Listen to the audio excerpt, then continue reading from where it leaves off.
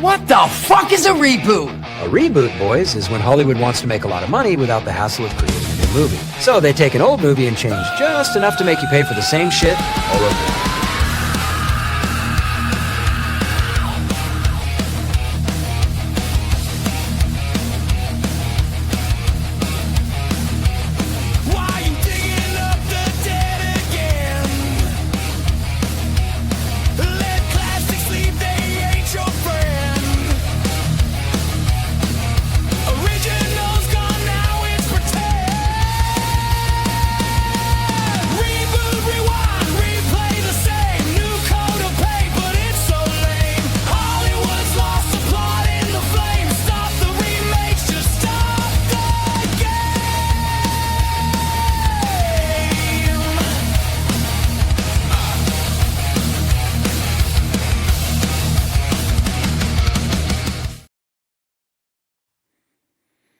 Hey, welcome to Frame for Frame.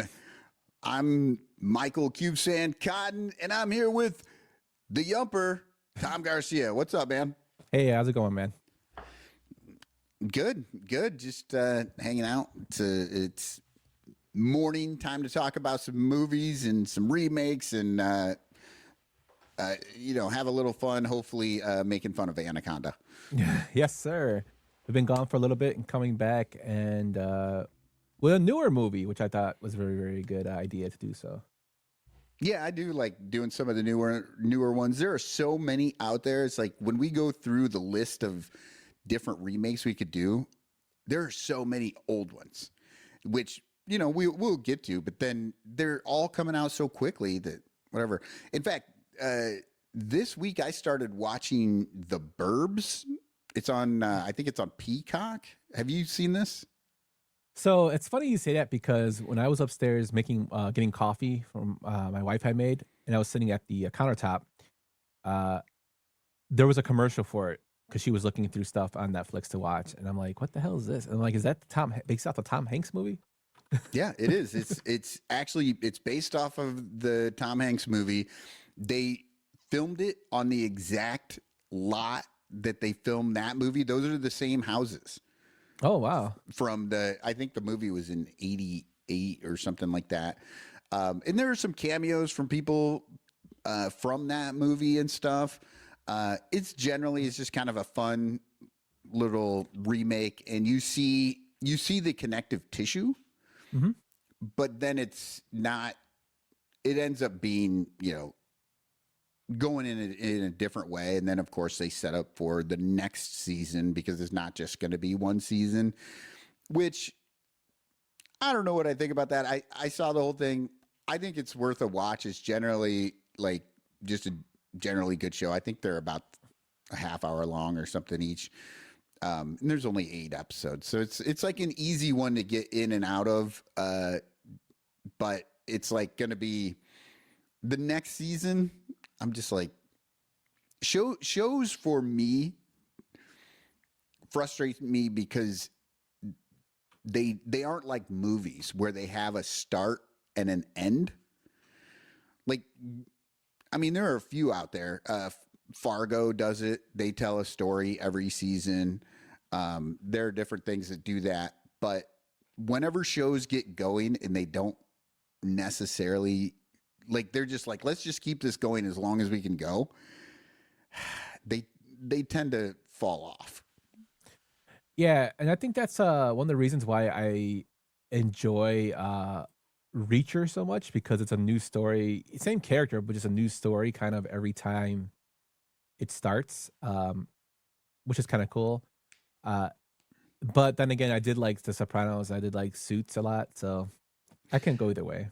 I mean, there are shows that can do it, but it is hard. You know what I mean? Like you said, The Sopranos. Well, I mean, that just happened. That's like Babe Ruth of baseball. It's like most people can't do that. It's, you get them every so often and they're great, but even there, I mean, I think The Sopranos probably has a season or two in there that you're just kind of like, yeah, we could have skipped this one. Yeah, I think so. Like there are some episodes in there that I was like, But Yeah. yeah, man, I mean, just to me, I just haven't found like really a show that I can really gravitate to now. Like I know we off air were talking about The Bear. I couldn't really get into that, even though it's based in Chicago. Fallout, I really love Fallout, but that's mostly because I played the games as a kid. Um, and I like the way they're doing the series, but I don't know much longer they can continue the series. Once they get most of the material out of the game out. Um, so I haven't really found anything new that really has caught my eye besides, I guess, Fallout. Yeah, it's kind of tough. Yeah, TV anymore. It's frustrating because a lot of the really good ideas are coming out as TV shows, and Mhm. that is a little bit frustrating for me because I'm like, I don't really want to commit 12 hours of my life to this over the next like bunch of weeks. But on the flip side, I don't have anything else to watch, so it's like, Yeah, and I totally feel that way because when we had Richard Roper on, he really like promoted Tokyo Vice. He's like, you got to watch Tokyo Vice, and I was like, yeah, I should watch it, and I still haven't gotten around to it. yeah. I'm like, I just don't know if I want to watch the whole thing, but it's just the way I feel sometimes. Yeah, so we were talking about shows, and I talked about the Lowdown, and I think that's just going to be a one and done sort of series. But even if it's not a one and done, they just told one story, and that's a really a pretty new show that came out. I think again, I think it's like 8 episodes or something. But yeah, stories need to have endings, right? I think that's why we love movies so much and why movies were so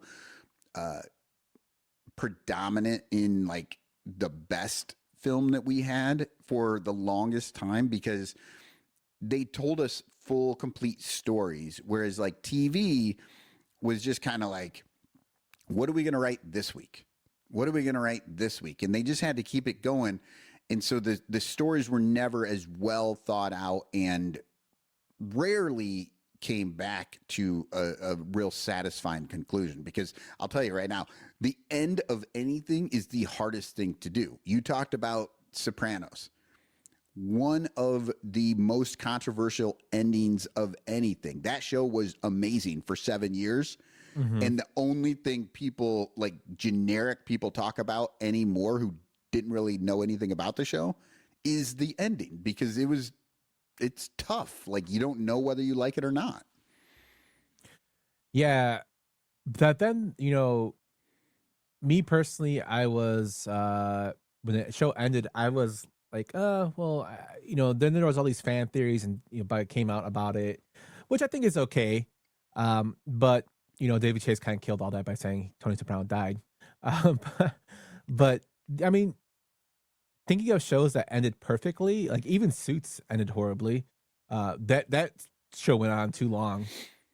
Like, what I guess the only perfect ending I could think of off the top of my head would probably be Cheers, because it ends with him fixing it actually ends with him walking out of the bar with George Wendt waiting for him.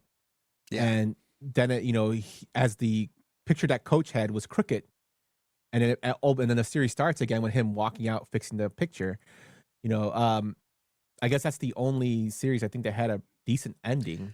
That was a I good can't one. think of. I mean, I don't know. You were probably too young for this, but MASH ended well. But MASH had a perfect ending built in because the war ended. All you had to do is just eventually end these people's time in Korea, send them home, and then you had a great ending. Most shows don't have that. We were just talking about Reservation Dogs. I think the first 2 seasons of Reservation Dogs, if they end with that last episode of season 2, I think you have a really, really good ending. But then they went to season 3, and season 3 is a perfectly fine season. It just didn't add, for me, it didn't add anything to the show. Like, I felt like those first 2 seasons built up, carried the story, and ended at a really nice spot at the end of season 2. And then they came back, and that's when it felt like they didn't know what they wanted to do exactly for that season. Yeah, it's just, and writers get lazy.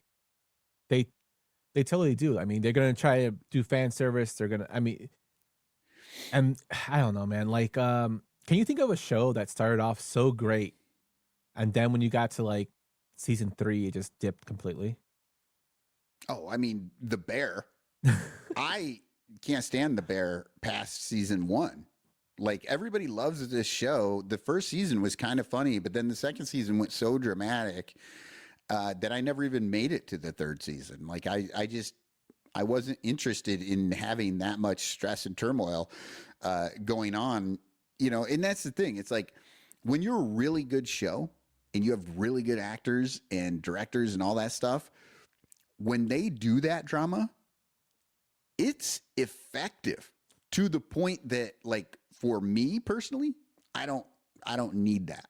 Like, it's, you know, if they're not good at it and they're doing drama, I can sometimes get past it because it's like, well, I don't really feel like this is real. But, you know, that's how good a show The Bear is, that I won't watch it.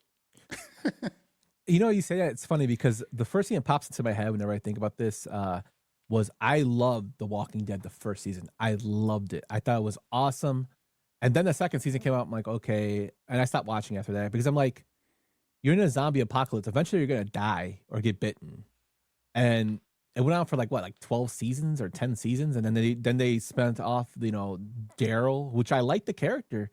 But like, come on, man, how much are you like squeezing the shit out of this orange and like no juice is coming out anymore? They've got like 3 or 4 spin-off shows from that now. There's, like you said, there's that Daryl. I think there's the spin-off that's the beginning of the plague, you know, all this stuff. And, you know, talk about lazy. You said writers get lazy and stuff on these shows. Let me tell you the thing that I hate the most about any show: flashback episodes.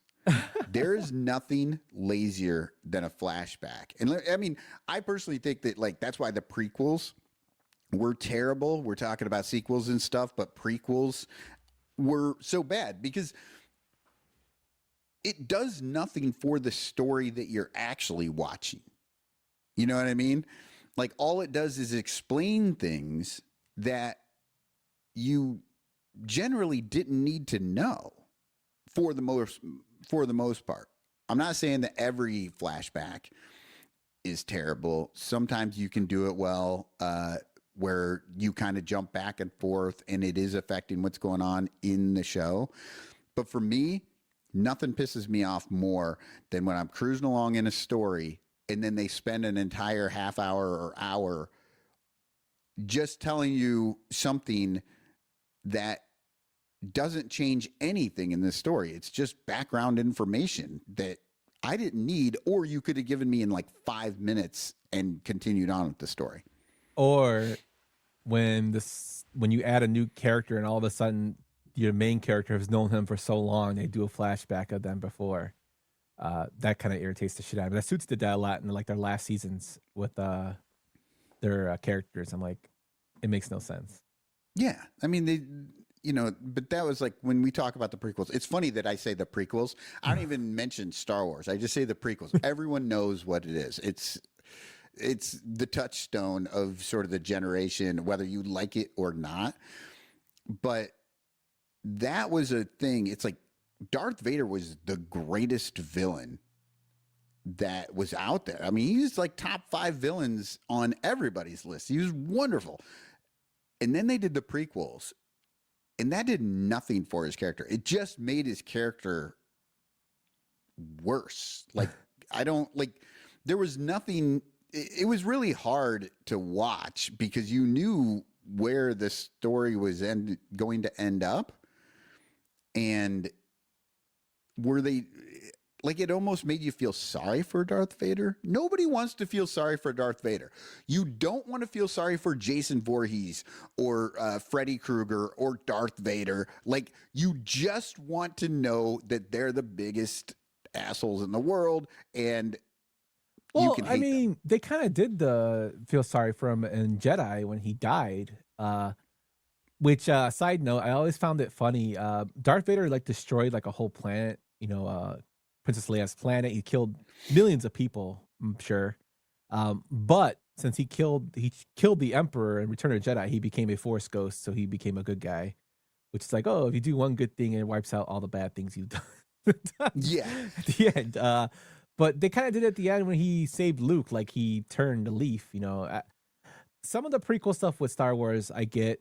I wasn't a huge fan of the prequels. I like some of them. I liked the Revenge of the Sith. I thought that was a really good done well. But compared to the originals, of course, they're not going to be as good. Oh, I think Revenge of the Sith is the worst one. I actually like that one. Oh, it's horrendous. No, what you're saying about Jedi, though, like I was okay with Darth Vader eventually sort of turning on the Emperor and saving his son. Like I was okay with that. What I wasn't okay with was Luke just being this like annoying ass, like, oh, I want my daddy. I want my daddy. No, this dude was the worst dad ever. I know people who hate their father just because he was annoying at dinner every night. And like you said, Darth Vader destroyed planets. He killed Jedi children. He did all these horrible things in the world. And Luke Skywalker was willing to just be like, you know what, though?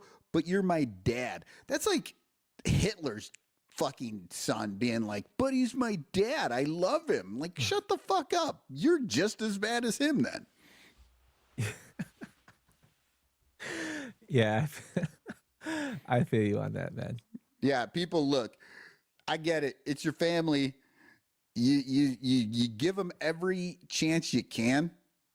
But ultimately, I mean, you got to make some fucking choices. And Darth Vader is an easy choice to make. Not my daddy. Oh my goodness. All right. Well, we've gone a little bit astray here, but I think it's probably time that we can jump into the main stuff that we do here, talking about reboots, remakes, and sequels. And right now, let's get this started with coming attractions. Okay, I just tried to add that to the stage, and there we go. Yeah, coming attractions. So this is the part where I talk about anything new going on in the next couple of weeks. It's not going to cover everything or all the news, but Yump has no idea what I'm going to bring up. I just like to ask him about what he's thinking about these new sequels, remakes, reboots, all this stuff. So the first one we have on February 27th, Scream 7. Nev Campbell is back as Sidney Prescott fighting yet another Ghostface. But the surprising thing is Matthew Lillard is returning as Stu Macher, one of the original two Ghostfaces from the first movie. We all assumed he was dead because they dropped a TV on his head. Nice. But apparently he's back. What do you think, Yumper? You love, I know you love horror movies. I know you like the first Scream movie. What do you think about Scream 7? So I'll be honest, I could care less. I watched the last one in the theater. I went to go see it in theater, and I did not like it. This one I think is just fan service because they fired Barrera, the Melissa Blair, I think her name is. Yeah. From the last one because of her support of a political thing, and then Jenny Ortega left because she was supporting her, and they had to scramble because remember last time they didn't want to pay Nev Campbell to come back. Right. They had to force her to come back. To me, it's just another rehashing. The Scream franchise has gone down, in my opinion. And I know people are going to be upset with me saying that, but I did not like it. And I love all horror movies in some way. I just think it's kind of ran its course to move on. I probably won't be watching it. Yeah, this is one that, may in a few years come across Netflix or something, and maybe I'll watch it, but you're right. They're not very good movies. The first one was great. The second one was okay. It was good. But then, yeah, they sort of lost the thread. And now it's I think they tried to do a soft reboot at one point, and I don't think that went over well. And now they're just they had the main character that they had the last 2 seasons basically be the daughter of Billy. Oh, which I mean, it would have made sense if they brought Stu back for that, because right. I mean, Billy's dead, and now Stu was his best friend. But I mean, of course, they had to rewrite it, and then like to me, the best screams are 1 and 4. You're gonna have to remind me what 4 was. That's the one with Rory Culkin. When they're in Hayden Panettiere, her first appearance. Okay, I think maybe I saw that. But the guy and the girl that are killers. The guy and the girl are the killers. Oh, okay. Well, they're like, I think they're like a film. It's like a film school. Now I'm remembering. They were really into the movies, and so they decided they were gonna do an IRL remake. The last one was just, to me, it's shitty. Yeah. Okay. Well, all right. Anybody out there can go watch it right now if you'd like. I won't be going. The next one I've got on the list, we are getting a new Othello movie on March 4th, starring some comic book movie actors. David Harewood stars as Othello, and he was the Martian Manhunter in the DC TV Supergirl series. And then Toby Jones as Iago, and he was Dr. Arnim Zola in the Captain America movies. And then Caitlin Fitzgerald is Desdemona. She was a big part of the TV show Masters of Sex and Sweet Bitter. Those are 2 TV shows that she was real big in. Look, there are more than 20 versions of Othello as a movie over the years. 8 of them have actually been called Othello. What do you think about remaking Shakespeare plays into movies?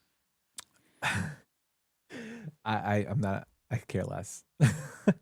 I watched Hamlet with Mel Gibson. It was okay. I watched the Romeo and Juliet with Leonardo DiCaprio in it and John Leguizamo, where they had guns instead of swords. So I've never been a fan of Shakespeare. Lots of people trash that one, but I really like that one. I you know what, Shakespearean films, I think the books I read, of course, all of us who've done English class in America have read at least some of them because that was part of our English studies in high school. I never really got into William Shakespeare. I think the language that he uses, I know you're supposed to interpret it in certain ways, which is good to a degree. I just never really got into like his flow of story. Same thing with Dickens. I really like Dickens, some of Dickens' stories, but like everybody says, Tale of Two Cities is so great. I hated that fucking book because one, it was so long and you had to like figure out what the hell he was saying. And sometimes I feel that way with Shakespeare's a lot of interpretation that he's doing. And it's good to a point, but I'm just like, King Lear is a great book, but I'm just like, if I read the book, I don't want to watch the movie for a Shakespeare play. You know what I mean? I'd rather see the play than watch the movie. I'm just not really into it. Yeah. I definitely would put Dickens above Shakespeare. I like Dickens. Tale of Two Cities is, you're right, that's a tough one because it really should be a tale of one city and just get rid of the first half of that book. Yes. Because that first half is slow. But once they get into the second half, then it's good. But then, but I've read a number of Dickens things, and he's actually sort of funny and does some stuff. But it can be hit or miss depending on which book and which era. I love A Christmas Carol. I love Oliver Twist. Yep. I like the films as well too. I think they're very good, well done. It's just, to me, I think Dickens connects with me more. I think even though his language is you have to interpret it like Shakespeare, I think he just does a better job of connecting with his audience or the people he wants to read his books. And to me, Shakespeare is just like I don't know, like to be or not to be. Everybody says that quote, and I'm just like, when I think of Shakespeare, I think of guys on tights holding a skull, right. like Billy Madison. Yeah. So, I am an English major. I have an English degree, so I have dealt with too much Shakespeare in my life, and you're going to be amazed to know that I have a hot take on Shakespeare. We were talking earlier about lazy writers. I think Shakespeare is one of the laziest writers there's ever been. And it's his stuff. Whenever you get into it and read it, it's very basic. The only reason Shakespeare is so good is because of what the directors and the actors bring to it on the stage and how they interpret the words, because he's just given a basic outline. But but I don't think that's necessarily the lazy part. The lazy part is at the end, and this was just sort of a trope of the time, but at the end of almost every one of his stories, if it's a tragedy, everybody dies. If it's a comedy, everybody gets married. And it just ends. And there's no rhyme or reason to it. They just say, oh, everybody's dead. Oh, everybody's getting married. And they move on. But when you actually break it down as a story, you're moving along in act 1 and 2 and things are going well. And then act 3 is just all right, let's wrap this shit up. I'm done. So I have a hot take. I don't know if Shakespeare even existed. I think it's a collection of writers. Yes, true. Yeah, that's one of those conspiracy theories out there that seems to be probably true.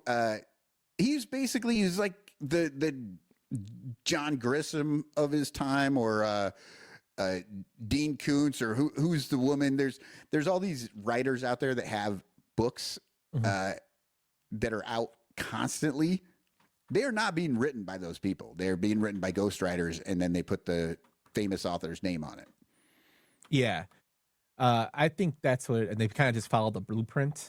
Yeah. But it is true what you said, because I'm thinking of a Twelfth Night. Is it Twelfth Night Shakespeare? Yeah, where the eunuch is a female, and she ends up marrying the guy she's supposed to be a eunuch for. I'm just what the hell is this? I don't know. I just can't get into Shakespeare. My favorite Shakespeare movie is a movie that has Shakespeare in it, but isn't a Shakespearean film, and that's called The Renaissance Man with Danny DeVito. If you ever seen that film. Yeah, that was a good one. No, and like I said before, that Romeo, they always call it Romeo plus Juliet. People don't really like that one. I thought that was a very fun movie. It was because they kept the dialogue, but they changed it to modern era and had street gangs and stuff. And it was very interesting. And the direction, the set pieces, the cinematography, all that stuff was amazing in that movie. I thought they did a really good job with that. The soundtrack on that movie is still one of my favorite soundtracks.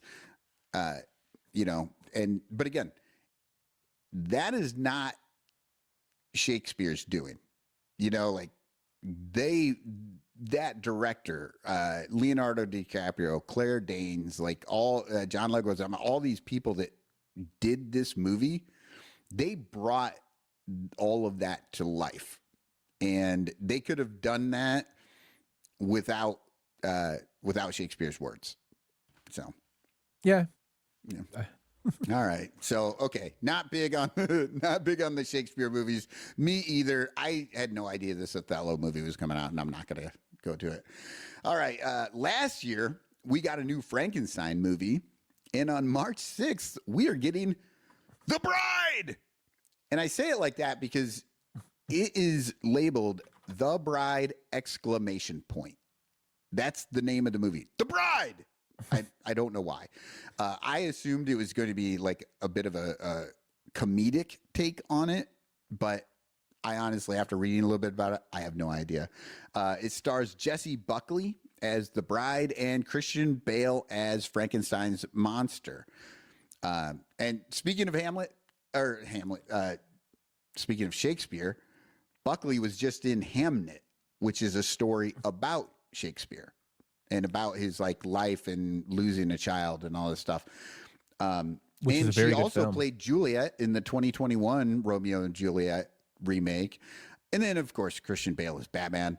But now he's playing a different type of monster. The original Bride of Frankenstein came out in 1935, and it starred Boris Karloff and Elsa Lanchester. And this movie is going to be set in 1930s Chicago.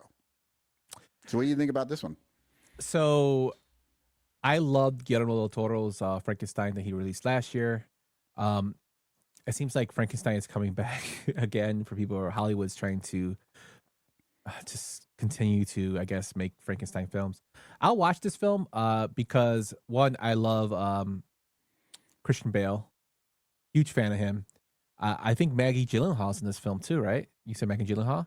I don't know. I didn't go through the whole list. I just went to see who was playing the main characters. Yeah, I know Jake Gyllenhaal is in it. I just looked it up really quick. Maggie Gyllenhaal's directing it, which is kind of funny because she was also in The Dark Knight. I'll watch it. I'll see how it is. I'll probably watch it with my wife because it's a romantic story. It's based in Chicago, which kind of gives it some gravitas for me. Yeah, to 1930s watch. Chicago. So we're talking Al Capone type era. Yeah, I would like to see how it is. Now, if it sucks, I'll tell you it sucks. But Hollywood just needs to come up with new original ideas, man. Maybe this is an original idea. I don't know. Yeah. Again, I think this one has a chance, right? Because they're not doing. It's a remake of The Bride of Frankenstein, of course, but that one was set like near the time of the original, like in the 1800s and stuff. So this is going to be 1930s. So obviously, Frankenstein's monster has come back from the Arctic, and he's now living in Chicago. So that's interesting. They're going to bring this up. I think there's a lot of stuff in it that could make it interesting and make it fun. And I do hope it's a little more on the comedic side, even though they do list it as a horror, which it's not going to be a horror. It's going to be, like you said, like a romance.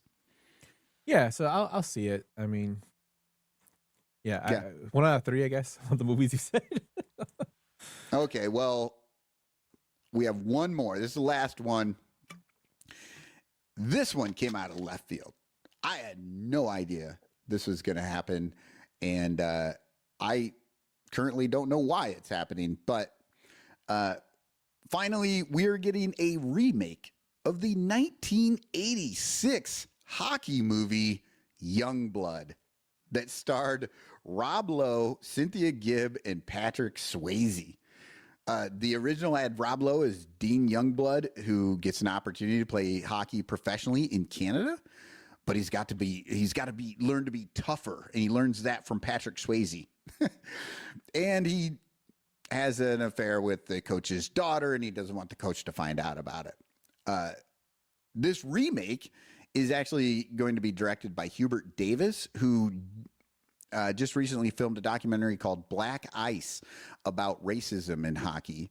Mm-hmm. And it stars Ashton James as Dean Youngblood and Blair Underwood as his father, like an overbearing father. And he's a black kid from Detroit getting a chance to play hockey in Canada.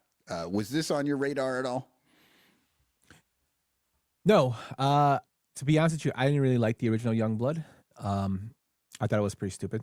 Yeah, it's not a very good movie. But at least they're remaking movies that aren't very good rather than good movies. But with this though, the changing of the race of the character really intrigues me because of the person's history of Hubert Davis doing that documentary and background work about the racism in hockey. Which really, intrigues me to want to watch this. Is he going to incorporate that in this? I will actually check this out. Is this coming out like on theaters? Or is this coming out on streaming? Do you know? No, I think it's supposed to be coming out in theaters, like this first week of March. Oh, okay. Well, I probably won't see it in theaters, but I will definitely check it out when it comes to streaming. Yeah, I think March 6th is the date that it's supposed to be released. Yeah, no, I mean, it seems interesting, like you said, because Hubert Davis did the Black Ice documentary, and obviously it's going to have that whole race issue. You can't not have that when you have a black man playing hockey. But also, why does it need to be Youngblood? You know what I mean? Like, I don't see how the stories are going Maybe to be. he wanted to get just to his own story and just like, oh, I'll just name it Youngblood to kind of get people. Oh, there's a remake of the 1986 movie, and now it's Right. It's got to be the financing. It's Yeah. got to be that, because my guess is that it's outside of the names of the characters. I don't believe that there's going to be much crossover from the first movie to this movie. I mean, that first movie was just brat pack, like Patrick Swayze and Rob Lowe look good with their shirts off, and so does Cynthia Gibb. We're gonna have a gratuitous nudity scene for no reason. Like, that movie wasn't anything. It was angsty 80s guys who, and I believe the ultimate climax is when Rob Lowe finally beats somebody up on the ice. Like, what story are we telling? To fight in hockey, I guess. I don't know. I don't know, man. Like I said, I didn't like and don't get me wrong. I think Rob Lowe is a great actor, but Rob Lowe is a fucking hockey guy. Yeah. Oh, and he's so little in that movie. Yeah. Like, he plays the 17-year-old, so of course he's going to be little, but like he's really little. I mean, Patrick Swayze is the grizzled, like, strong, tough veteran. And Patrick Swayze is never big, but he's bigger than Rob Lowe in this movie. So the casting was okay for Patrick Swayze's part. Yeah. But Cynthia Gibb, man, she was a fox back then. Yeah, absolutely. But that's it. That's what I have in the coming attractions. And I feel like there's one in, like, the back of my head I just recently heard about. I think it's going to come out. Like, I think they just talked about it. It was it'll be coming out sometime in the future that I was interested in, but it's completely slipped my mind right now. Have you heard anything about anything popping up? In terms of remakes, not at the top of my head, but I did see an interview with our guy Jack Burton himself for Big Trouble in Little China. Now his name's escaping my head now. You know what I'm talking about. Kurt Russell. Kurt Russell. Yeah, Kurt that's Russell. Terrible. I was doing the same thing. Oh my goodness. I thought I had it. I was like, I'm going to save him here, and then I'm like, I don't know it either. He had it was an interview with him and his son, basically doing like an interview for some show. I don't know what it was. It was basically like one of those Hollywood interviews, and he said somebody told him, his son, you need to do a remake or a film as Snake from Escape from New York. Your dad, you're a younger version of your dad, do it. And he's like, people always ask me to do this. And then Kurt Russell chimed in and said, yeah, they're always asking you to be Jack Burton too. And I'm like, oh man, if they did Jack Burton with him, I could see that happening. But then he's like, the son was like, I'm older than my dad was when he took those roles, which I'm like, holy shit. Yeah.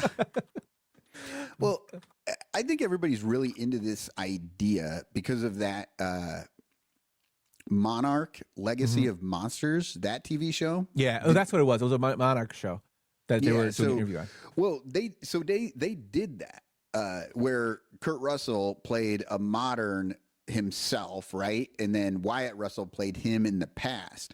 And it was great. That's a great show, and it was a fun gimmick. But you can't really do that for everything. You know what I mean? Like, you just can't. I thought it was fun one time, and as much as I honestly would probably love to see Wyatt Russell as Jack Burton or Snake Plissken, I don't think they should do it. Yeah, I don't think so either. But it was just funny that they're like, yeah, everybody's always telling me to do it. But he's 39 years old, so I mean, he is telling the truth.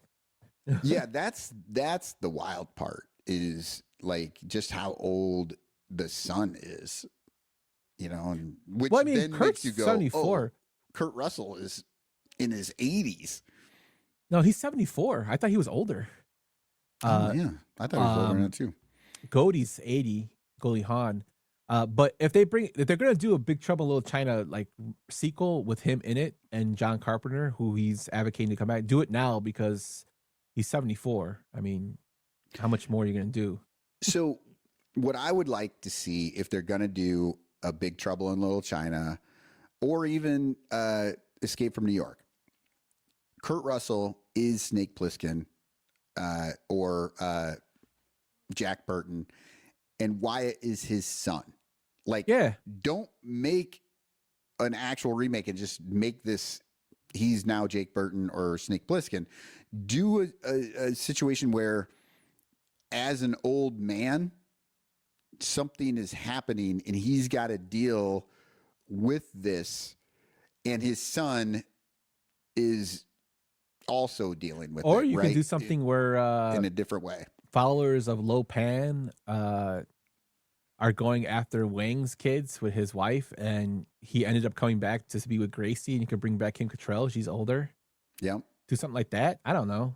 Yeah, I mean, outside of the old Asian guy, I think a lot of those people are still. Yeah, Victor Wong, he died a while Yeah, ago. Victor Wong. Everybody's still alive, and Fucking David Lo Pan's still alive. yeah, Oh my god, that guy, that David Lo Pan. He was just in we call it that movie that just won a bunch of Oscars. See, man, my memory is horrible. James Hong is his name. yeah. He was in the movie that that swept the Oscars a couple years ago. That Data won for. Everything everywhere all at everything once. everywhere all at once. Yeah, that's a good show. That's a good movie. Yeah. I don't know. I'm hoping that they if they do bring it back, they do justice. But knowing Hollywood, I don't have faith in them. Yeah. All right. Well, I think it's time. Let's move on to our Act 2, Act 1. Are we doing that anymore? Maybe we're not doing that anymore. But let's move on to the actual movie, the meat and potatoes of this podcast. And now for my next number, I'd like to return to the classics. There, I forgot to play the first one. I know, and that's why I got confused. I was like, and that was my fault. I jumped right into becoming attractions, and I didn't cue you up to play the Act 1. But Nobody's whatever. listening. All right. Well, we have in this corner, leading things off, Anaconda, the 1997 film. And I've got the poster up here if you're watching on YouTube, but you can see it. If not, this poster. So this is the thing I found when I was looking at all these posters. They were working really hard and they couldn't come up with like a good catchphrase. So they just used them all.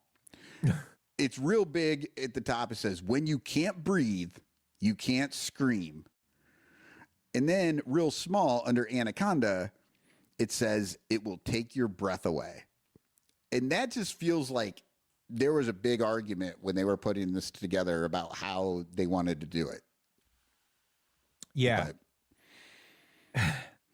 Hey, you got to promote it somehow, man. Yeah, no. Yeah. And yeah, and there's actually a ton of different movie posters you can find. I chose the one that had all the goofy slogans and stuff and the snake eyes on it. All right. And this was directed by, I realized I didn't put the director's name up there. Luis Llosa. He's done a bunch of foreign language movies. He's from Lima, Peru, originally. So he's done a bunch of movies outside of the U.S., but in the U.S., he seemed to really be sort of the Amazon guy. But he did movies Hour of the Assassin that starred Eric Estrada, pretty widely panned. Crime Zone with David Carradine, right? Again, not well reviewed. 800 Leagues Down the Amazon, which is a title almost as long as the river itself.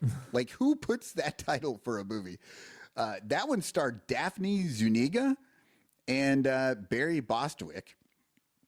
So you can see he's not like really nailing the top level stars here until he gets Fire on the Amazon, which starred Sandra Bullock.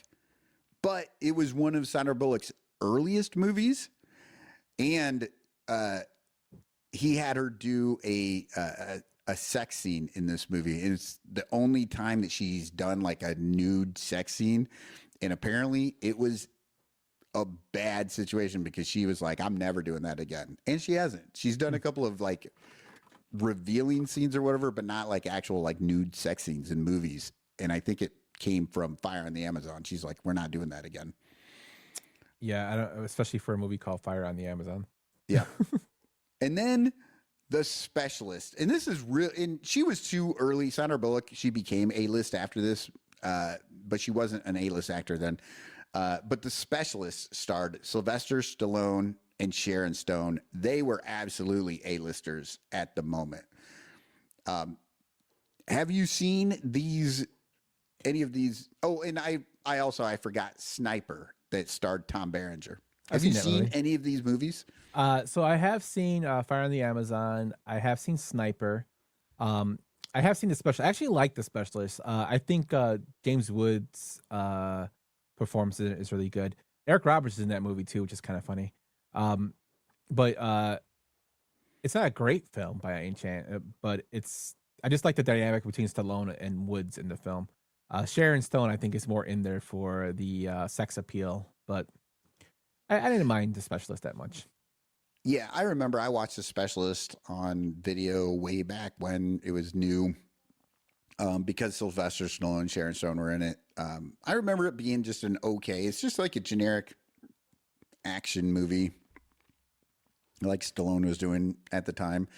But yeah, nothing real exciting. I don't think I've seen any of those other movies, but I did find it sort of funny how this director, though, like most of his movies take place in jungles. He was just sort of the guy to do jungle movies. He's a jungle man. Imagine having that as like your niche. Yeah, it sucks.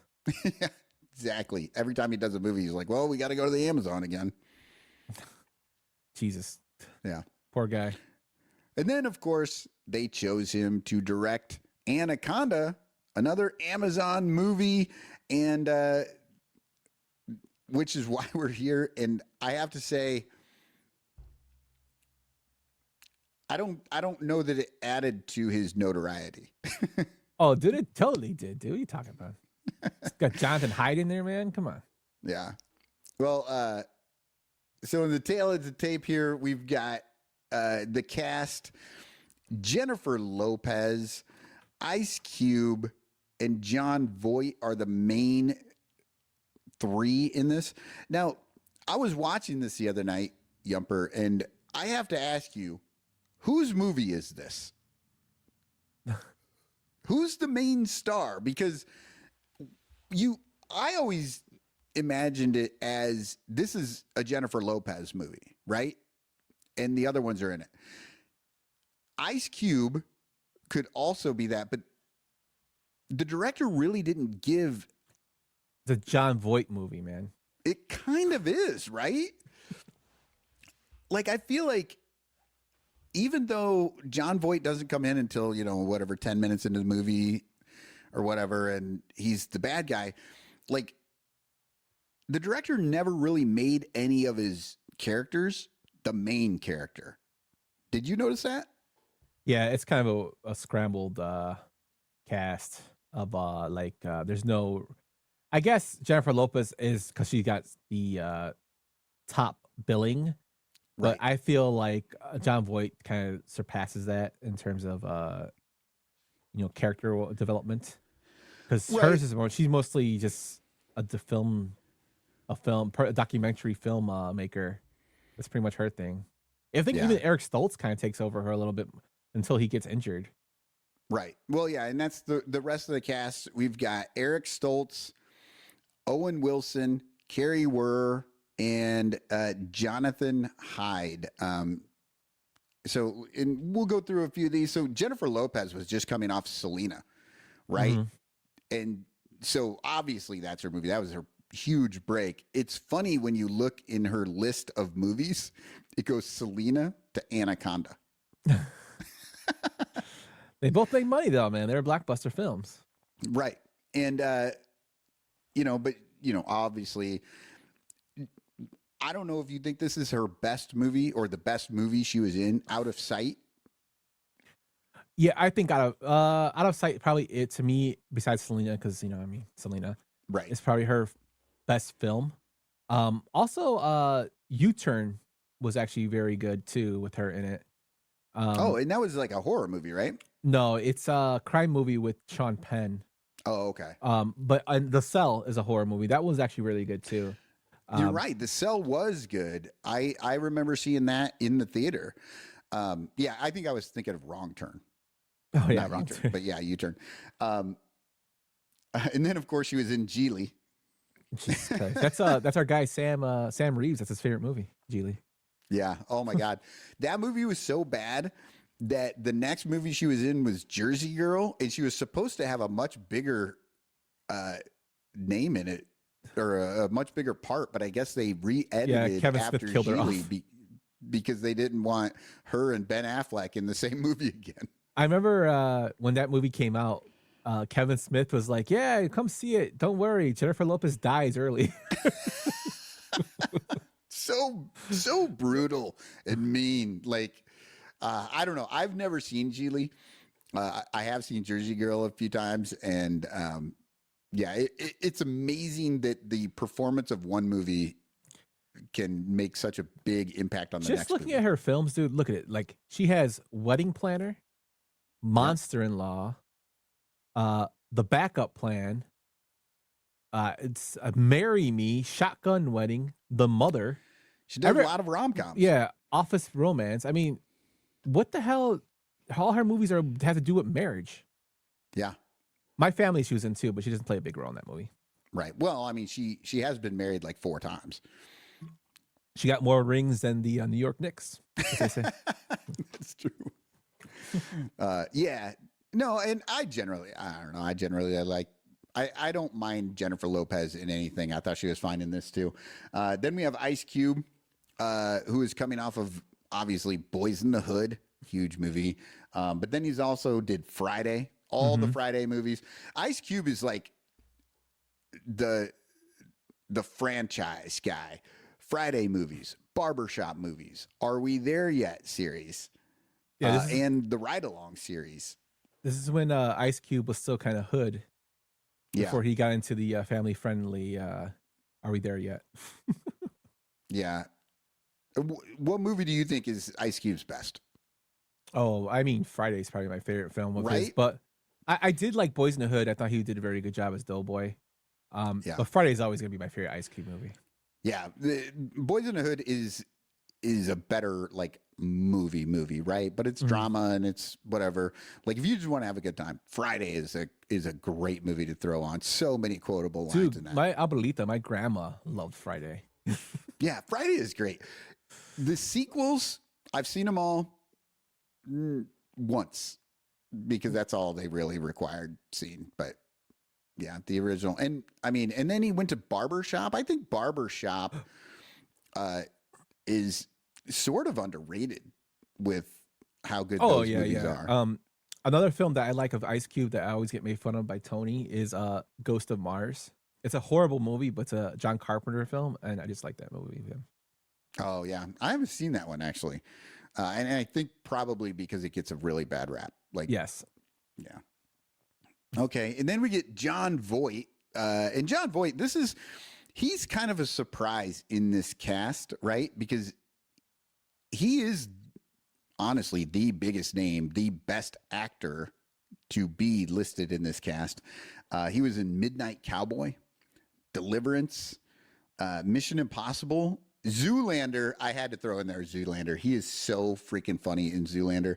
And then National Treasure are some of the movies that I think some of the people listening here will remember. He's also in Transformers. Yeah. Yeah. He's done like 200 movies or something like that. You can't list them all. But I thought he was great as Derek Zoolander's father, the coal miner. Yeah. He's great in this film. I always talk. One of the things I didn't like about Scarface was they used an Italian guy to play a Cuban character, and he spoke basically no Spanish. John Voight, of course, is not from Paraguay. He's a white man. But he speaks Spanish in this film, which I thought was hilarious. Yeah. Yeah. We'll get into talking about John Voight's, whether he was good in this or not. Then we had Eric Stoltz, which, like you said, early on in this movie, if you don't know going in, you're like, oh, this is going to be an Eric Stoltz movie. And then it's almost like they wrote him out of the movie. I kind of feel like they should have just had him die, right? Yeah. But he is very famously not Marty McFly. He was also in Mask, Some Kind of Wonderful, and Pulp Fiction. I don't know. Do you have a favorite Eric Stoltz movie? Fast Times at Ridgemont High. Oh yeah, he wasn't Stoner. in that much, but yeah, one of his stoner friends. Yeah, that's probably my favorite Eric Stoltz movie. Yeah, I really like. It's probably not the best movie, but I really do like Some Kind of Wonderful. Oh, Some Kind of Wonderful is good too. The Pretty in Pink, real version of Pretty in Pink. It's kind of like that. Yeah, it's definitely one of those 80s teen high school romance shows. When we first did the show, when it was called another name, one of our first episodes was I Love the 80s, and we went through, I don't know if you listened to this episode, it was like 50 films. Oh yeah. And it was all it was like a 2.5 hour, maybe a 2 hour long podcast. It was our longest podcast until me and Tony broke that last year. But we talked about Some Kind of Wonderful, and how the director wanted it to end the way it ended in Some Kind of Wonderful, with Ducky actually getting back in with what's her name, Molly Ringwald. Yeah. In Pretty in Pink, he wanted her to be with him, but the audience didn't like it, and the film studio didn't like it. So he made John Hughes made Howard Douche do the Some Kind of Wonderful, where the Mary Stewart gets with Eric Stoltz. Yeah, Mary Stuart Masterson. So when I saw this, big crush on Mary Stuart Masterson from that movie. Like I just, even though who is the other one? Leah Thompson. Leah Thompson. Like in general, I think people would put think Leah Thompson is a super hot one, but yeah. And she ended up marrying the director, Howard Deutsch. So, oh wow. But yeah, that's one of those that doesn't get enough credit for those old 1980s movies, and I think people should go back and check that out if they've never seen it. Mm-hmm. Next up, we have Owen Wilson, Wedding Crashers, of course, Royal Tenenbaums, also in Zoolander, and the Cars movies. He's Lightning McQueen, and I had to throw Cars movies in there because my kids absolutely loved the Cars movies. I watched those movies so many times when they were growing up. Yeah. Cars, my son was totally into that. Jesus Christ. I was, Lightning McQueen. Yeah. Oh my goodness. I'm guessing you're going to ask me which is my favorite Owen Wilson film. You don't need to have a favorite one, I guess. To be honest with you, I really like Marley and Me with him. Oh, okay. The sad dog movie. Yeah, it's depressing, but I thought he was very, very good in that film. He also did a film, of course, Zoolander. Everyone loves that one. but he did a more serious film. I forget the name of it. I don't know. I can't think of the name of it. Oh, he did The Haunting. It's not a serious film, but he did The Haunting, and he did Armageddon. That's it, Armageddon. Oh, He's in yeah. Armageddon as well. The Haunting, I remember him getting his head bitten off. Nice. But yeah, Royal Tenenbaums and probably Marley and Me are my favorite films of him. Yeah, Royal Tenenbaums was great. Then we have Carrie Werr, who you may not remember in much because she's not a great actress. She was in Higher Learning, which Ice Cube was actually in as well. Thinner was Stephen King adaptation. And then obviously Married with Children. She had one episode because she's attractive, and so she was one of Kelly's friends. Yeah, And- she was in Eight-Legged Freaks too.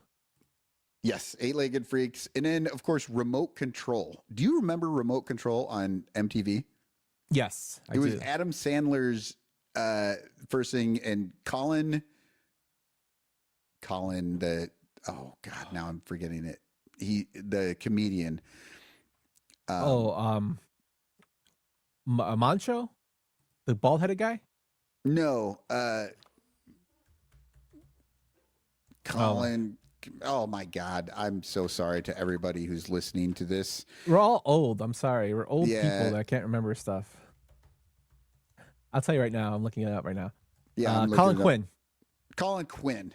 Thank you. But yeah, it was a game show where they asked questions, and she was basically just there as like eye candy on Kind that of like show. what well, you know what? She was kind of like the Jenny McCarthy role. Remember when Jenny McCarthy was on MTV? But she was like on that show. I forget the name of the show she was on, but she was like the person that interviewed the crowd. Right. But she was eye candy. But she was like kind of like, oh man, she was appeal to the young guys. Yeah, another Chicago girl, Jenny McCarthy. But yeah, I think Jenny McCarthy though came onto that show and was supposed to be just eye candy, and she ended up taking that show over. Yeah, she was awesome. She was like the kind of weird, nerdy chick that was like kind of hot. Yeah. But it was pretty crazy stuff. Yeah, and now she's literally crazy. Yes, I agree with that. And then finally, and sorry about all the characters, this had a big cast. I was really surprised. But finally, Jonathan Hyde, he was also in Jumanji. He was in Titanic. He was in The Mummy from the 90s. And he's still working. He was just recently in The Brutalist, which was, a big Oscar movie. Mm-hmm. He's also in, I think he's in Richie Rich. Yes, he's known for Richie Rich as well. So I will always know him from this film, Anaconda, and I will always know him from Jumanji as Van Pelt. Yes, that's what I remembered him from.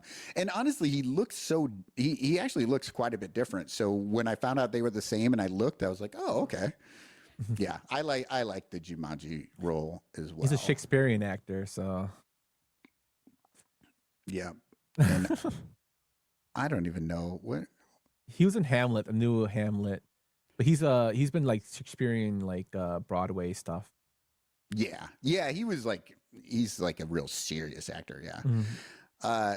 The budget and box office for this movie I found was $45 million was the budget, which a lot of money back in 1997, and it made $136,885,767 as the gross. It did win one or two awards. The BMI Music Award, which I didn't know was a thing, but yeah, the music won. And it was a winner at the World Animation Celebration for the best 3D character or creature, which is amazing since we're going to talk about this creature. The ratings, 4.9 on IMDb. It got a 41% on Rotten Tomatoes, but the popcorn meter is only 24%, which I was surprised by. I thought that would be maybe opposite. And then Letterboxd has it as 2.5 4 rating. We need more of those Molina viewers to boost this popcorn meter for this movie.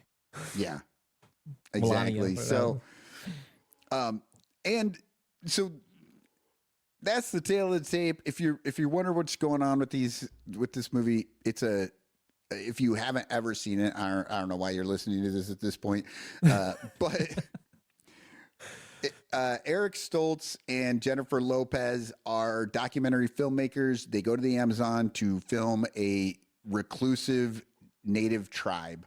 Shimishame. And they end up getting their boat ends up basically getting hijacked by John Voight, who's wanting to try and capture a live anaconda. Yes. So, yeah. They get tricked by John Voight. What's that? They get tricked by John Voight. Yeah. Still no Mateo. Yep. And yeah, so I don't know. Before we get into actually talking about the next movie here, what were your initial thoughts? Do you remember where you were when you were watching this movie back in the day? Like what you thought about Yeah, this? I actually saw this movie in theater at Fort City Mall. So I saw it in the theater too. I had no idea which one it was at, but I saw this with my little brother. This came out in '97, so I was 12 and Matt was 7. We grew up on horror films. My mom actually took us because my mom was the person that got us into horror movies. We wanted to see it. Maybe it wasn't like well, the times were different too in the '90s, but we saw this at Fort City Mall. I'll never forget. nice. Did it scare you? No. There's like the only films that scared me as a kid were The Exorcist when I first saw it, Candyman, and that's pretty much it. Yeah. Well, because I was wondering, I mean, it has to do with snakes, right? Like Mm-hmm. the same thing with like sharks, with Jaws. It's not necessarily that Jaws is like the most frightening movie, but when you are out in the woods, you're like, oh, I just saw Anaconda. Like, It made me really interested in like the biggest snakes in the world. And of course, now we can't really find out what's real, what isn't real due to AI videos and photos. But it really got me into cryptozoology, Yeah. which I'm still kind of into, and my father-in-law is really into with Bigfoot. Like just reading articles and stuff. I'm not saying that we're like hunting or anything, just reading stuff on it, and following, if there's things exist. right. Yeah. No, it's fun. Yeah. No. So 1997, there is a good chance I saw this at Fort Lewis, Washington. I was in the military then. And I remember seeing it in the theater. It's possible that we went out into town and saw it because movies generally made it to the movie theater on post later. So we probably actually went into town, but yeah. Wait, you guys had your own movie theater in the barracks and the fort? Yes. That's pretty cool. Yeah, most military posts have their own bar.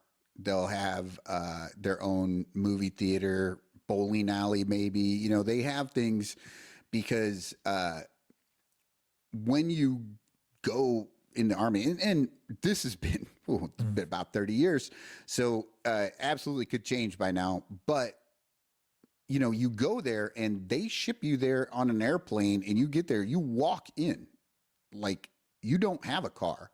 And to get a car, you're 18 years old, you're probably poor, you're in the Army or whatever. Like, you just live in the barracks on the post, and you can only go places that you can walk. So they have a lot of that stuff. They have like a little, they call it the PX, but it's kind of like a mall, and yeah, grocery store. They have all that stuff there. I don't want to get too much off subject here, but just a quick question about the bar. Does it close at like late, or does it close like at a reasonable time to make sure everybody is ready for PT in the morning? It's a good question. I never went to the bar because I knew better than to go hang out with military people who are getting like if you don't know military people who you're getting drunk with, I would say just don't do that. Like, I obviously got drunk with all my friends who were in the military, but I wasn't going to these places to be with just random military people. So I didn't really go there, but I think they basically went on whatever their local area. Oh, so okay. I was in Washington State. I think it was 2 a.m. So I think they closed down at 2 a.m. The difference being, I don't think that they did that every day. They probably closed down around like 10 or 11 during the week, but the weekends it would be normal. Mm-hmm. Okay. But and honestly, that's probably had more to do with just not that many people going there that late. Because when you got to get up at 5:30 in the morning, even the hardest alcoholics will drink at the barracks, so they don't have to try and get back there. Mm-hmm. But yeah, so I'm sure I was with my army buddies and stuff, and enjoying this movie on some random weekend. But all right, so let's move on to 2025's Anaconda, an adventure so big it'll leave you breathless. That is the tagline for this one. This is an insane movie poster because it has Jack Black wearing, I mean, I guess if you just look at the poster, you don't know. It looks like a wild boar is riding piggyback on Jack Black. And if you just look at the poster, you have no idea why that might be. That is true. It really makes you think what the hell's going on. But they kind of ruined it when they showed it in the trailer, that part. Trailers are terrible. So they spoil so many. Yeah, they give things away in so trailers. much. Yeah, I didn't like that. But yeah, this is like an AI poster that I make sometimes for our thumbnails. Yeah. Yeah, it's not a great poster. The snake is enormous in the poster, and it actually was enormous in the movie too. So, that kind of makes sense. The director, and again, I forgot to put this guy's name. Do you have the director in front of you? I'm sorry. No, I do not. I'll get it for you right now, but just tell all the films that he was doing. Yeah, so he is actually a younger director. He doesn't have a ton of movies. He started with The Awkward Moment. Tom Gormican. Yeah, Tom Gormican. Yeah. That Awkward Moment, which was like a Timothy Chalamet movie early on. The Unbearable Weight of Massive Talent. That was the Nicolas Cage movie that put him back on the map a little bit. So everybody says, I knew somebody who loved this film. We both know this person. And he played up this film so much to me, how great it was. And I love Pedro Pascal. I like Nicolas Cage. I thought that movie sucked. I'm sorry. I just didn't like it. Wow, really? No. Yeah. I don't think it's like the most amazing movie. I thought it was just a generally entertaining movie. My big takeaway was it was too long. I felt like I just didn't like it. I thought it was stupid. Like, I just thought, like, I understand what they were doing, but to me, it was just dumb. And the Paddington shit, too, in there was just like, this is stupid. Right. Yeah. Yeah, I don't know. Like I say, that's not a great movie. It was just sort of entertaining. And it's in a genre. I think there is like starting to be sort of a genre of just old actors playing them different versions of themselves. I think Jean-Claude Van Damme did it in like a TV series. Mm-hmm. Nicolas Cage was doing it in this where he's like, I'm Nicolas Cage in this movie and I'm just being Nicolas Cage. Is kind of an interesting sort of thing. So the funny thing is, like, people like this because it's like a Nicolas Cage kind of like him himself, like you're saying. JCVD has a 10 times better movie called JCVD that actually goes through his troubles in life while having kind of like a fantasy arc of him being, going to the post office and then being taken care as a hostage, which to me is so much better than this film, than the Unbearable Weight of a Massive Talent.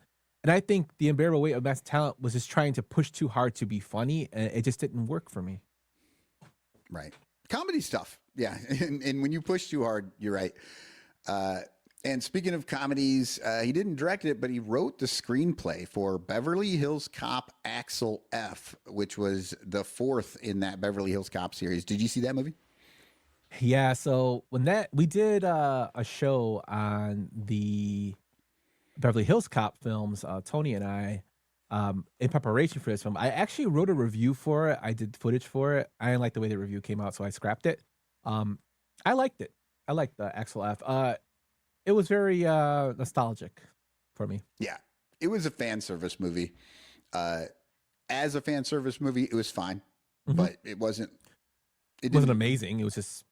It is what it was. Yeah. Yeah, exactly. It was just Eddie Murphy being the Eddie Murphy that we all remembered loving and wish he would do more of. So, but I was surprised to see that this Tom Gormican wrote that movie.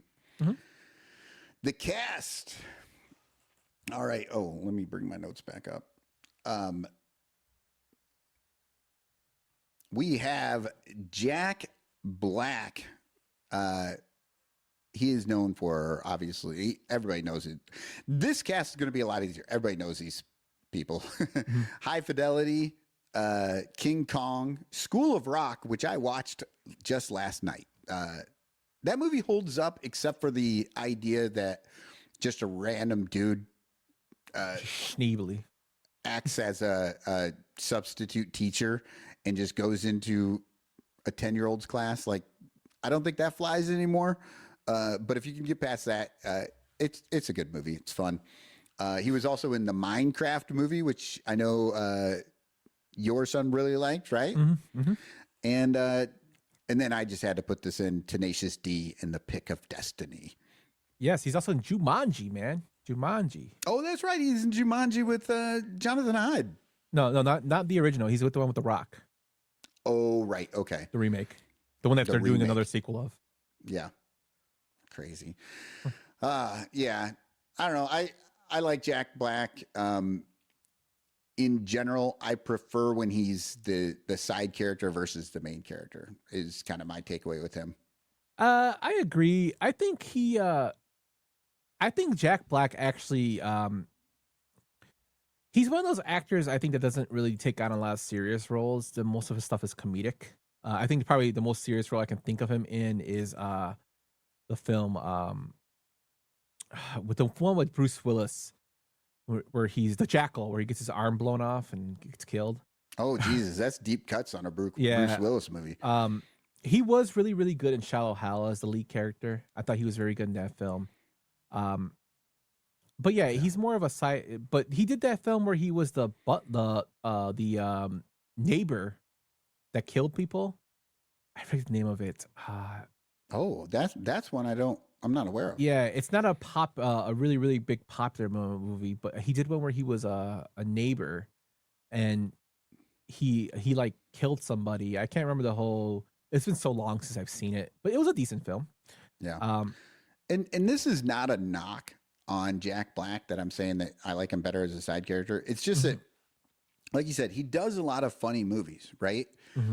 And generally in funny movies, the lead character doesn't get to be as funny, right? Because they have to carry the movie. So they have to do all the heavy lifting, all the like basic stuff. And it's the side characters that get to be really like kind of wild. And that's where Jack Black like just shines, being the wild guy on the side. Yeah, and I think he does that. It's called Bernie. Bernie's the film I'm thinking about. He plays Bernie Tide. Check it out if you guys haven't seen it. It's a good film. Now that you say that, I've seen I can picture like the thumbnail from the streaming, whatever I was looking at. And I never watched it because it didn't seem like something that I was into. I might have checked that out. Yeah, he I think he kills off old women. Oh. Okay. Well, I don't like old women, so I'll probably enjoy that movie. Yeah. No, but when you talk about like that side characters, like I loved him in Saving Silverman.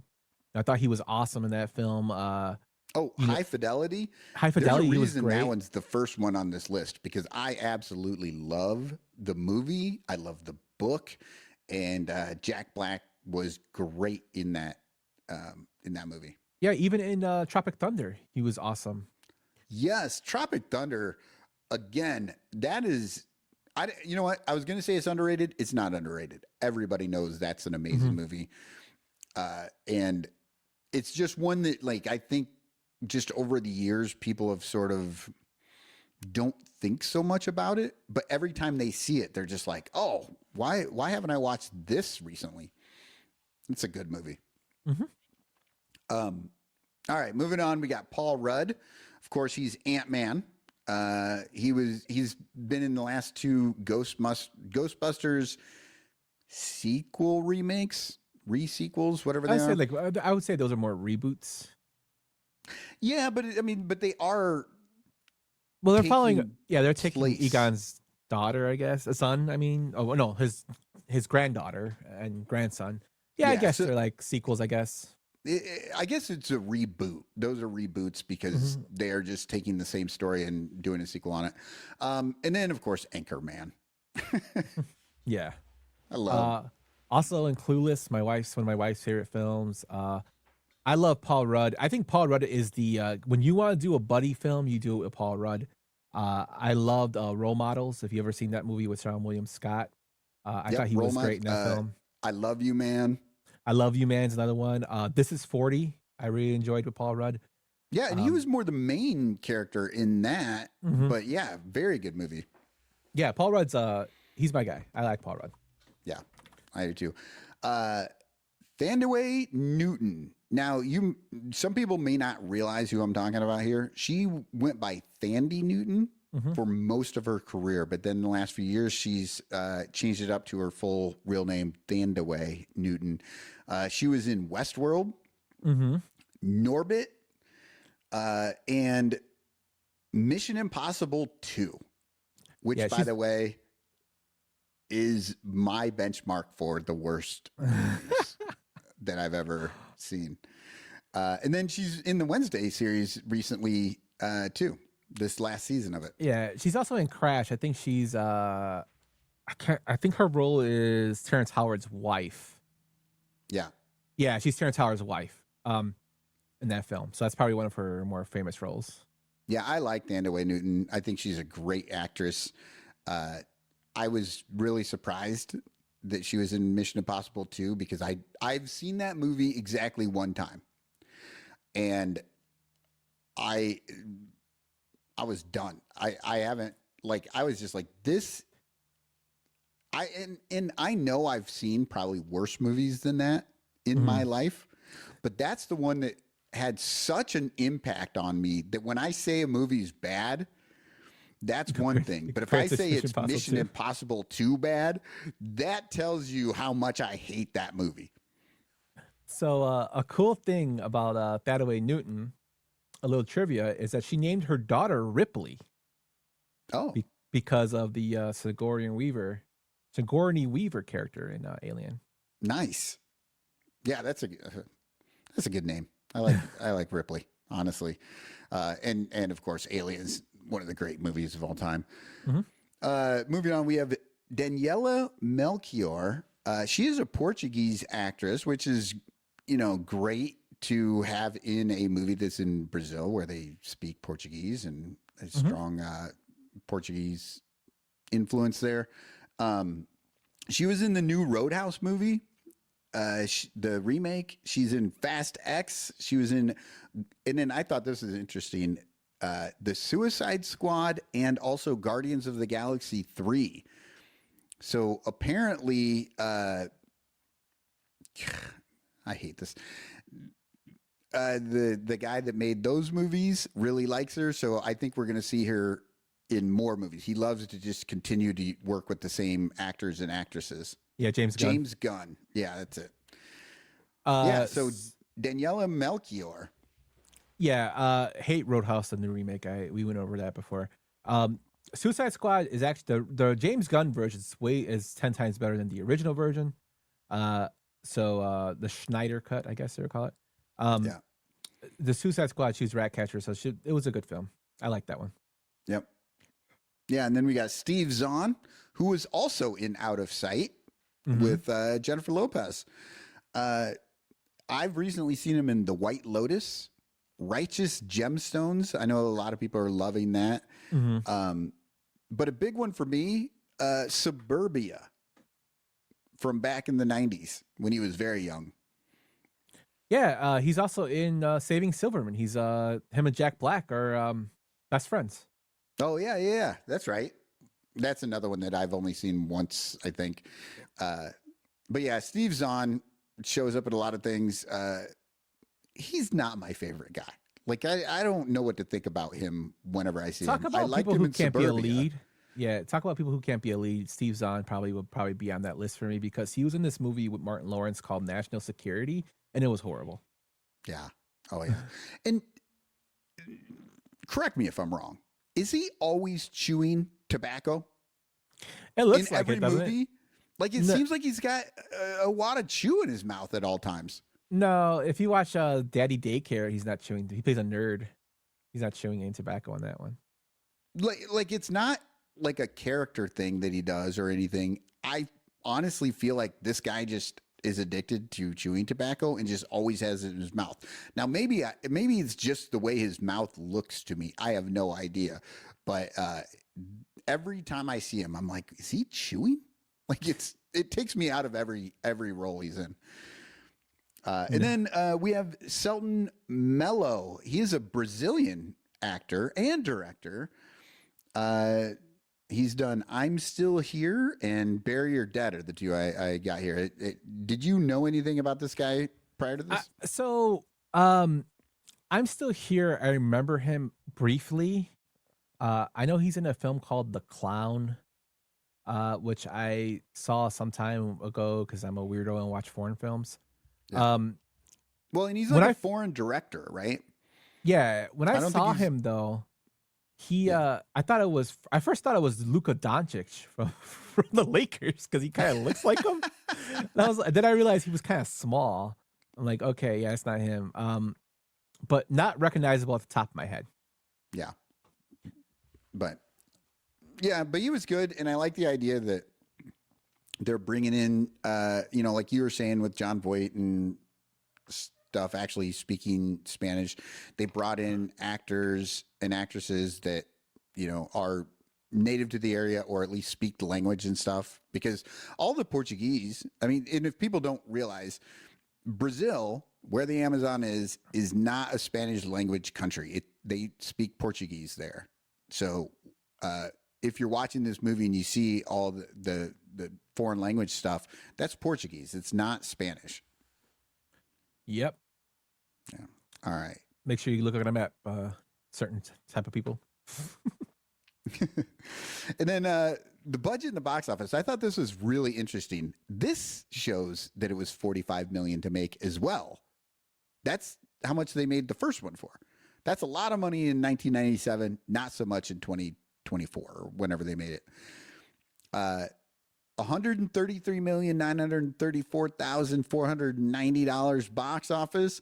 So like about $2 million difference in the budgets are technically the same and the box office is technically the same. I thought that was very interesting. Yeah, and like you said, disparity of times, the difference. In 97, when Anaconda came out and it hit that 100 million mark, that was a big deal back then. I remember it was like a blockbuster. And now in 2025, I don't really remember hearing much about this film in terms of its performance. I remember when I seen the trailers and whatnot, but the performance-wise, it wasn't getting ranting and raves. And I made 3 times its budget, which I'm assuming a lot went into promotional stuff, which is probably maybe broke even, more close to breaking even. True. And there are no awards or anything for this one, but it's still a very new movie, so I don't know if it would even be Yeah, up it came for out any last awards. year, Maybe so- next year they might get something. The ratings on this, they got 5.6 on IMDb, which is slightly better than the original. 48% on Rotten Tomatoes, but 75% on the Popcornometer. So the fans seem to like it a lot more than the critics did. And then 2.5 on Letterboxd, which is very similar to what the original got. Yeah. The Popcornometer, I can see why it was so high. Yeah. And it's also new, right? Like the other movie has like almost 30 years of ratings going into it. And if anybody didn't like it, they could drop it, or reassess all that stuff. So these numbers could actually go down a little bit. Yep. Okay, so let's do the cast and character clash. So I like to do this as sort of these against each other.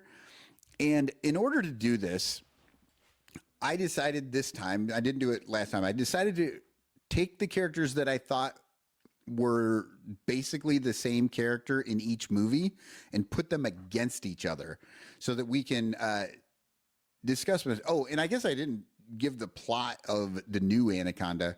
Very similar, except for instead of being a documentary film crew going down to try to do a movie about a native tribe, these people have the rights to Anaconda and want to remake the original Anaconda. So they go down to film their own movie on the Amazon to do that. So, it's similar in the sense that two film crews on the Amazon, and then they also get hijacked by a bad guy, but the bad guy in the new movie is not trying to get a snake, trying to get gold. Yeah. It's kind of a reboot within a reboot, or a remake within a remake. Yeah. Well, and when you watch it, like, they reference it all the time. Like Jack Black is always like, it's a spiritual sequel. And like, they call it all sorts of different things, like, oh, you're doing the remake and no, it's a spiritual sequel to the original. Yeah. So it's pretty interesting how they navigate that. And for this show, it's like a little bit different too, because it's a remake, but it knows it's a remake. So that's a little odd. Yeah. But so I wanted to talk about these characters and the actors playing them in the sense of who I felt like they were in the movie, in their importance to the movie. It's not going to be one-to-one. And if you have different ideas about who some of these are, let me know. But the first clash I have is Jack Black as Doug McAllister against Eric Stoltz as Dr. Stephen Cale. Well, you think that's a good? I mean, yeah, you had to do what you work. You had to work with something here. There's not really a lot of meat on the bone, as they say, for this. But yeah, I mean, I'm looking at your lineups. They're good. They're good. Yeah, I felt like so Jack Black's character, Doug McAllister, is sort of the leader of the group. And Eric Stoltz, at least right at the start of the movie, that's who he seems to be as well, leading this film crew. So I thought that they were a good match. I'm 100% on board with Jack Black.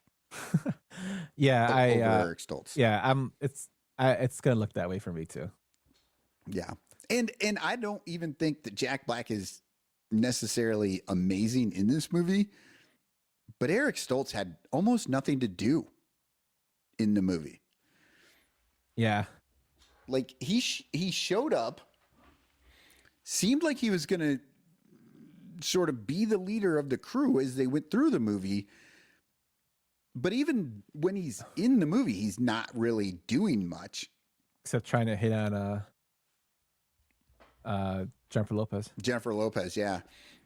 And then he ends up getting a wasp sting, and John Voight has to aerate his throat. I wanted to, like, going forward, this is me just being a nerd, like, if he had a puncture in his throat, would that heal, or would he have to have like one of those voice boxes for the rest of his life? I think it would heal, but the thing that didn't seem to work in this is that I believe you have to leave the straw in there, because when you make the hole, you have to put a straw in there so the air can go in and out, and if you take it out, Can't breathe. Yeah. So I don't know what was going on. Like, It's come to this where I'm asking medical advice from Anaconda. oh, well, you know what? And we really do need to talk about that aspect of the original movie. The immediate thing that you see in the 1997 Anaconda is the scroll of words, and it is telling you, quote unquote, facts about anacondas. They are not real. Those. It's so the funny. anaconda is a real snake, just not the portrayal in the film. That's this big. Right. And some of the things it says is like sort of, yeah, it's sort of real, but the way that they make it sound like it says in the thing, the snake wants to kill you and just for fun will spit you out and kill you again. And it's just like, that is not real, but that's the crawl. Like, imagine being in the theater and that's like, 30 feet high and you're seeing that before you see anything in this movie. Is they're telling you that this snake will eat you, spit you out, and eat you again just for fun. It was insane. And it makes me laugh. I mean, that's the old movies, though. That's how it used to go. Yeah, well, and sadly, that's like pre-internet, really. I mean, there's a little bit of internet, but like people just don't know shit. And then they were like, "Oh yeah, anacondas will eat you, and spit you out, and kill you again." Like it's crazy. But no, then when Eric Stoltz gets this enormous wasp in his mouth, stings him. Apparently that made his throat swell up, which is why they had to open it up. But again, they didn't keep it open. I don't know. Was it if his throat swelled up because he was allergic, then they would still need like an EpiPen or something to save his life. Yeah, that's one thing I understand because even though it's open, it's still got to be like you said with the straw secured and to make sure the blood you're not be able to walk. You shouldn't be able to walk, and he walks, which doesn't make any sense. None of that part made sense, and I have to say the original Anaconda movie tried to portray itself as being somewhat factual and doing some of these scientific things and like real when they were clearly not. They're just like so poorly done, which made me actually laugh a lot. But yeah, I'm going Jack Black. He's just funny. He goes, he plays a good director. I think if they would have flip-flopped Paul Rudd and Jack Black in those roles, I think Jack Black would have been a better Paul Rudd character. What do you think? I agree. Totally agree on that. Yeah. All right. So our next clash here is Paul Rudd as Ronald Griffin Jr. I don't know why he needed to be a junior. We don't ever meet Ronald Griffin Sr. So, and then Jennifer Lopez as Terry Flores. So kind of just a second fiddle in the movie. Paul Rudd is enjoyable, but I think I'm going with Jennifer Lopez. You know what? I was wondering if you were going to go with Paul Rudd for this, but I am going with Jennifer Lopez as well. This is like, to me, it's one of Paul Rudd's weaker characters. Yeah. And again, I honestly feel like if they flip-flop Jack Black and Paul Rudd in this, I think Paul Rudd would pull off the director way better and carry the movie better. Jack Black would get to be the actor kind of doing all the goofy stuff. And what I just thought about right now? Jack Black was a director in King Kong, the Peter Jackson version. Oh, that's right, huh? Yeah, well, then he was like, he was the promoter too, right? Yeah, he was the guy who was doing the wanted to get the film of the of Kong. He was trying to get, but that was a serious role for him. He actually did pretty well in that role. Yeah. But then, but Jennifer Lopez in this movie, and again, the original Anaconda really didn't do a good job of establishing like who was really the main characters outside of maybe John Voight. But I thought she did a generically good job as the sort of the heroine, the final girl, except for the fact that she doesn't really fight the snake all that much. No, she runs away a lot, which is fine. Yeah, I just think that they could have had a little bit more for her to do. Despite that, I am going Jennifer Lopez. I thought she handled that role better. Yeah. All right, next is Thandaway Newton as Claire Simons going up against Ice Cube as Danny Rich. Now, Thandaway Newton is the third wheel of the main characters. She's an actress, but she was like, she was actually working like in a bank or something. She's just like an old friend of the two main characters, and she's in on this because she's following them. Ice Cube, kind of the same situation. He films for them, but he knows both Terry Flores and Stephen Cale like from before. They're all friends.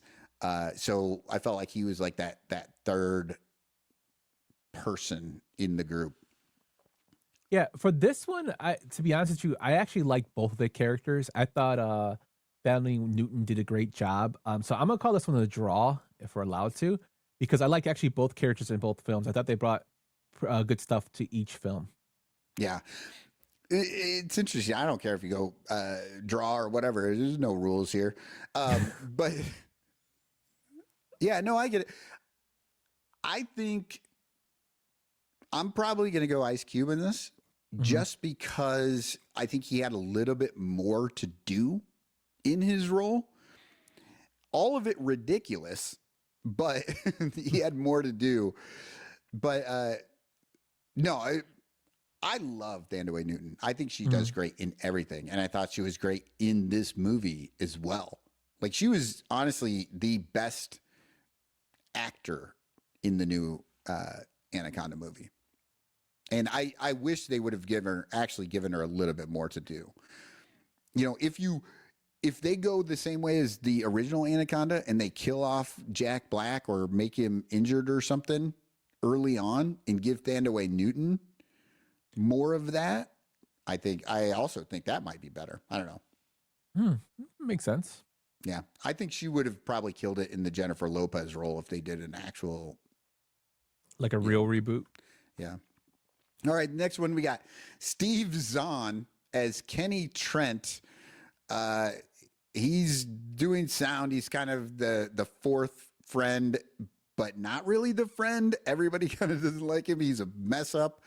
And then Owen Wilson as Gary Dixon, and he's running the sound for the crew. And ultimately doesn't have a lot to do, but then kind of turns on his friends as a traitor and helps out John Voight's character. So I guess I would go with Steve Zahn here. This is the only one I thought that maybe you could have switched out Steve Zahn character with maybe Westridge. As he's kind of like the fourth wheel, I guess, in the film, Westridge. Yeah. Because I think Owen Wilson and Carrie Wooler's characters are kind of like, they're kind of killed off, right? Kind of not even like halfway through the movie. Well, not Carrie Wooler, but Owen Wilson's character is kind of killed off for a reason. And then Carrie Wooler has kind of like the, you know, her, when we get to the film, her comeuppance, I guess. Yeah. I guess I would go with Steven Zahn here. Owen Wilson irritated the shit out of me in this and the original Anaconda. Yeah. He doesn't have a lot to do in the movie. He's doing sound. All he does is he does a lot of stupid stuff, right? He's the guy that when you're watching the horror movie, you're like, stop, don't do that, you know? Yeah. Steve Zahn is just his normal sort of goofy. He's not really my favorite actor, but he does play this sort of goofy friend role fairly well. So I'm going Steve Zahn here as well. All right. And then we get Sultan Mello. Selton Mello as Santiago. I misspelled his name there. Selton Mello as Santiago, and he's the snake wrangler for the remake movie. He brings an actual anaconda with them so that they can shoot the movie. And Carrie Werr, Denise Kalberg, who is an assistant? She's the production manager. Production manager. She doesn't have anything to do. Her whole role in this movie is to be eye candy. Yes, and as a 12-year-old yumper, I was very happy to see her as I can. Right. But besides that, I would have to go with Sultan Mielo as a better. Hey, he was actually really hilarious in this film for the amount of screen time he had. Absolutely. I totally agree. They actually gave him stuff to do as the snake wrangler, as the guy who loves the snake, and really, and he is funny, and he has like a true accent, but also in the delivery along with the accent really kind of makes you laugh.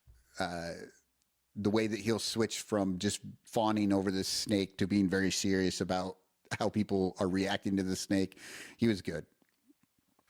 He was a surprise to me. Mm-hmm. All right.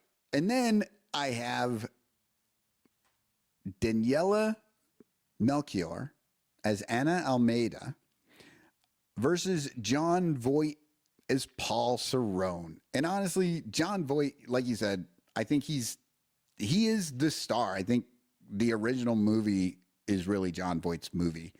Not so much in the new movie. But both of these characters show up partway through to hijack the boat for their own means. Who do you got here? I am going with John. I mean, come on, is there really a choice here? John Voight, man. Like, John Voight is the reason that I still watch this film. Me and my brother still quote John Voight from this film. And this is what, 2026, 30 years later, man. Yeah. Oh, man, I hate to agree with you on this because the John Voight character drives me insane. Oh, my God. That's the whole point of it, though. He's so over the top and just chewing the scenery in that accent. The whole movie, I'm like, what accent is this? Where is this guy from? Like, the whole time, it kind of... I just couldn't do it. Daniela Melchior plays a better character. Like what she does is better, but she's somewhat forgettable. John Voight wins this one. Yeah. And then I have to end with Ice Cube as Ice Cube versus Ice Cube as Danny Rich. Who do you got? Oh, Ice Cube is Danny Rich, man. The Ice Cube in there. I did find it funny, though, the Ice Cube in the newer one, all of his lines are like either songs or stuff he was in, which just makes me laugh. Right. Well, you know what? They did that in Anaconda as well, the first one. The very first time you see Ice Cube in that movie, Jennifer Lopez says, "Danny, how's it going?" And he says... Today is a good day. Yeah, I laughed at that part. Yeah, I was just like, come on, man. I kind of like Ice Cube in the 2025 version better. He's only in it for a minute, but he pops in. But like you said, he's funny. Every line is like some sort of a song lyric or movie or whatever. And he acts all tough. I don't know. And then he kind of disappears. Yeah. I don't know. He just like runs off to save Eric Stoltz. That's what he said. Yeah, but then he doesn't ever come back. I don't know. And then you find out later that he lived because he posted on Instagram. That's what I'm saying. Like, he just leaves to go do something. It was just so random. It was, and I kind of loved that. I thought it was, I liked his comedic version versus the sort of serious Danny Rich role. Mm-hmm. All right. Moving on. All right. The plot point punch out. This one we're going to talk about these movies, about what we saw, and then sort of see if how they ranked against each other. So let's just start with the 1997 Anaconda. I have some notes here, like some questions that we always ask: obvious plot holes, better character development, best scenes, worst scenes. What was the movie trying to say? What do you have to say about this? Well, Just kind of taking any of that or none of that into account. Well, just in the last, I think none of these movies have nothing to really say in terms of anything, you know, influential or big deal to say. Like they're just to entertain. I think it's these two films did. In terms of Anaconda, rewatching it. So I did a double back to back. I watched the new one first, and then I went with the original yesterday. I actually did a. Me and my wife actually watched the new one, and then I watched the original by myself because for anybody who's married, wives and they have kids, they usually they pass out when with film during films. I don't know if your wife's like that, but my wife totally, like, during films she kind of passes out. So I think for the original, it kind of had a pretty decent storyline in terms of they're going to try to find this Shimishama, if I'm saying, I hope I'm saying that correctly, the people of the mist. They're trying to find, their documentary crew, and they kind of get like hoodwinked by, I'm guessing, Mateo and Cerrone. Mateo, who's their boat captain, and Cerrone, who's played by John Voight, were kind of like setting them up to kind of sabotage their boat to take over. That's interesting. I did not pick up on the idea that Mateo and Cerrone like knew each other. Well, there's actually when they're opening up the documents, like that big chest that they carry, there's actually a news article with Mateo, Cerrone, and Danny Trejo, who's in the beginning of the film, all of them talking about Anaconda. So they're all poachers or hunters at the time. Yep, and I noticed Danny Trejo in that picture and John Voight, and I just didn't make it to the third person. I didn't realize that was Mateo. Yeah, and the thing that kind of gets me into that thinking is because in the beginning of the film, when Eric Stoltz and the character Mateo are talking, and he tells him, "This way is better," and Eric Stoltz is like, "Oh, it's only 55 kilometers out. We can, that actually doesn't seem too bad of a way to get around what we're trying, to get to where we got to go." That's where they find Cerrone. Okay, So I'm guessing maybe they set them up. I don't know if it's a setup or he knew Cerrone was going to be in that area. I don't know. But when Cerrone gets on the boat, you notice how he looks at Mateo and then they look at each other. Like they knew each other. What was something was going on. See, and Mateo does do what John Voight generally wants him to do, but I guess I just didn't put those two together. I just assumed he was like, oh, this guy is a local like me, and he knows what he's doing versus these film crew people. Yeah, so in that sense, I think the it actually makes the movie better. Yeah, I know that. Yeah, so I think it had pretty good character development in terms of that way with the Cerrone Mateo stuff. Like, just go, and again, these are not Oscar-winning films. Like, these are, you have to take it for what it is. I think I love that aspect of it, the plot in terms of that. When it came to the film itself and just looking at the visual look of it, I really like the original look. Cotton, I'm a huge practical effect guy. Yeah. Yes, the original had CGI, and I know it cost like $100,000 for each second of that CGI. It looks horrible, but there's a lot of practical effects in with that snake. I love that fact of it. And that to me always looked cool. It looks cool even though I watched it yesterday in 2026. It's fake, but it's still the fact that the snake is coming at her, the mouth is opening with the dart in its mouth. That really makes it more believable in the sense of like you suspend disbelief with it.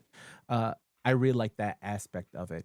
In terms of worst scenes, they're just Gary just fucking annoyed me the whole time. I don't know. So I would say that I feel like the original movie was trying to say a little something. Like, I think they wanted to bring this idea of, these native tribes down there, and like they didn't do much with it but the idea that they're down there and then, I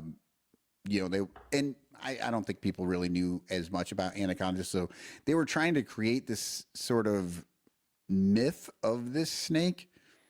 But I do think there was a little bit in them, mainly because of how the movie ends.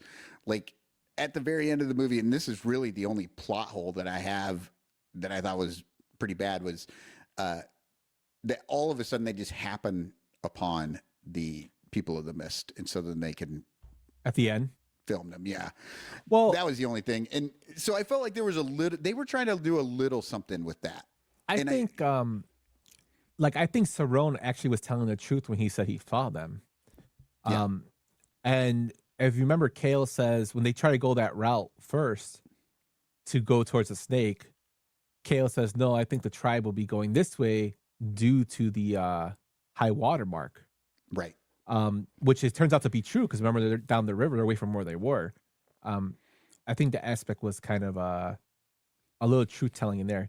One of the plot holes has to do with Gary for me is because he doesn't know who the fuck Cerrone is. I'm sorry for me swearing, but he doesn't know who he is really, and he convinces him to go against his friends that he's known for way longer, including his beautiful girlfriend. Yeah. Okay, so that gets into the character development. I thought the character development in the first Anaconda was terrible for a couple of reasons. Like, first off, they are very two-dimensional characters, maybe one-dimensional. And because the director doesn't spend a lot of time with anybody except for Jon Voight, who is just a bad guy, and so he's of course going to be, sort of one-dimensional and just have this one thought. He was the best character. He got the most time, and you saw how he was manipulating people. And so as character development, he's the only one that got any. Everybody else was just this thing that the director needed to do a thing. And then, and the biggest thing that makes me think this is what you're saying. The Owen Wilson character, Gary, he turns on his friends. Why? No reason. He just did. And then the doctor, Jonathan Hyde's character, he was a narrator. Or the narrator, yeah, or whatever. Like, this dude is annoying through the whole movie. He's trying to play golf. He's listening to classical music, even though nobody likes it. He doesn't like anybody. He's a jerk. And then on a dime, he suddenly knows how to drive the boat. He knows how to look at the maps. He helps him, and he's trying to help get the boat loose. And then he's off fighting the snake, getting them sacrificing himself so that the snake won't go after Terry. And it's just like, that is not the guy that we met through this whole movie. I think, for one, I'll push back on a little bit about the reason I think he would know how to drive a boat is, one, he's a stuck up rich guy, which to me says he probably has a yacht somewhere. Two, he has done documentaries prior with Kale doing film. So I'm assuming because him and Kale have some relationship. So he's probably done some. So I'm guessing he knows how to read maps and whatnot because he's the guy who's doing the narration of it. The plot hole that you just pointed out to me that I totally forgot about was when he goes to sacrifice himself. Jennifer Lopez's character, Terry, does a horrible fucking job of trying to save him because she's too busy not being able to shoot Jon Voight's character because Ice Cube's arm is there. I mean, you could shoot his fucking leg with the gun and then turn around and shoot the anaconda that's trying to kill your friend. They kind of when he dies, his death is less meaningful because all he does is when they fall into he dies by hitting a rock. He gets his head smashed. But when she's like, oh, Westridge, when they're in the water, after the tree trunk hits the boat, all she says is screams his name one time and then says shit. And that's the last time we worry about Westridge. Like, there's no, Yeah, here's the other, but I don't know. Westridge didn't seem heroic in any way through the movie. Well, he wasn't supposed to. I think he was just trying to get the snake to chase him, but to get him away. Right. But why would he do that? He would hide himself, I think, before he helped any of them. But then I love that Ice Cube and Jennifer Lopez is yelling at him like, climb the rocks, get away, right? So he gets out of the river, and within like, I don't know, 4 seconds, he's like 50 feet high at this waterfall. Like, it was an amazing. They didn't show him do it because you would have to be one of the most skilled climbers ever to do that fast. But he was up there, and it was Spider-Man, bro. He's Spider-Man. It was crazy. But I swear to God, I laughed out loud when he fell off of the cliff and the snake catches him and brings him back like a yo-yo. I literally, like, I laughed out loud, and I was watching this movie. Emily was sitting on the couch. I can't say she was watching the movie. She was kind of just on her phone. But I stopped it, and I'm like, you got to see this. I was like, put your phone down. You have to see it. And I backed it up so that we could watch him fall off the rock and get caught by the snake again. It was amazing. I don't know. I just think that the character development in the movie was stilted. You know, it was just, they didn't do a great job of moving things one way or another. The best scene in the movie, I think, is what I just said. Like, the catching of the guy was just, it was amazing. The worst scene, 1997. Anaconda versus Black Panther. Yeah, that was pretty bad. And its eye comes out. We see this Black Panther, and it's like a real Black Panther or whatever is moving around, and then it's supposed to be this like first person shot of the snake coming at it, and it attacks the Black Panther. Wraps, and then all of a sudden, like, it's clearly not a real cat. Like, there's no way it's a real cat. It's a stuffed animal that is very clearly a stuffed animal. The snake wraps around it and kills it and drags it away or whatever. But then they show the eyeball still sitting on the ground afterwards. And you remember in the 2025 movie, they actually mention that a snake can squeeze you hard enough that your eyeballs will pop out. Mm-hmm. They don't say that in the 97 movie, but they did show that eyeball. Like, the director focused on it at the end of that scene so that you're just sitting there going, wait, is that the Black Panther's eyeball popped out? Yeah, it's pretty bad. But to go on the opposite of that, like, one of the best scenes is the death of Cerrone. It's gruesome when it wraps his body around him, and his bones are breaking. Because remember, he describes this to her earlier. Yeah, it holds you tighter than your true love. Oh my gosh, those lines. Yeah, but his bones are. It's pretty horrible. Like, and I love the point of view of you're looking in a snake's throat as it opens up to have like swallow him. That was pretty cool, man. I was like, yeah. Then when it cuts to the horrible CGI of his feet kicking in his mouth, but I don't know how your feet are gonna kick if your bones are all broken. But yeah, and then they when he gets spit out, right? Now that makes sense. So the snake did not spit him out so that it could kill him again. Mm-hmm. The snake spit him out because he's like a 200-pound man in the snake, and if the snake wants to chase Jennifer Lopez, it can't do it with that dude. Yeah, like they got to. That's why they spit him out so they can go do other things, come back later. When they spit him out, guess what? John Voight was missing an eye, and he winked. The other one. Yeah. Oh God, that was wild. Yeah, John Voight, man. And the thing was, so John Voight's character too in this. So I thought the plot didn't have too many holes. They're going along. They pick up John Voight, and then he manipulates them to go to get them to the spot in the river where he thinks this snake is, because he wants to catch the snake alive. I don't know how capable he seemed to be able to do that. Do you? No, definitely not. It's a horrible plot hole right there.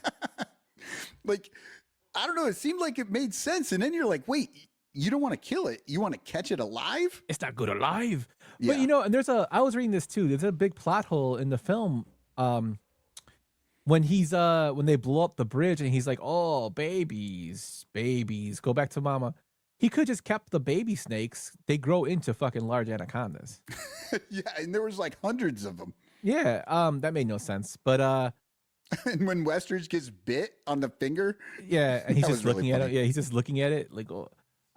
But John Voight, his character is horrible. He's a horrible character. Like, the portrayal, but it's so bad it's good to me. It just makes me laugh. Like, me and my brother still laugh about the anacondas have heat seekers when he does this.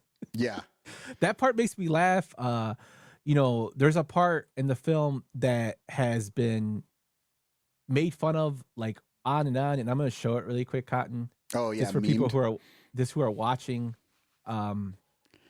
It's a part that, you know, people just constantly talk about, and it's from this meme.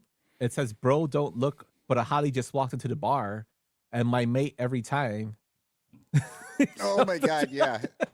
That face is just the best part of you know, his portrayal as Cerrone just makes me laugh. I agree. It's hilarious. All the stuff that he's doing, it's not good, but in a good way. And who told John Voight to get a ponytail? I mean, come on, man. Yeah, lots of choices being made there, and yeah, it was amazing. All right, let's move on and talk about the 2025 movie. What did you think about this?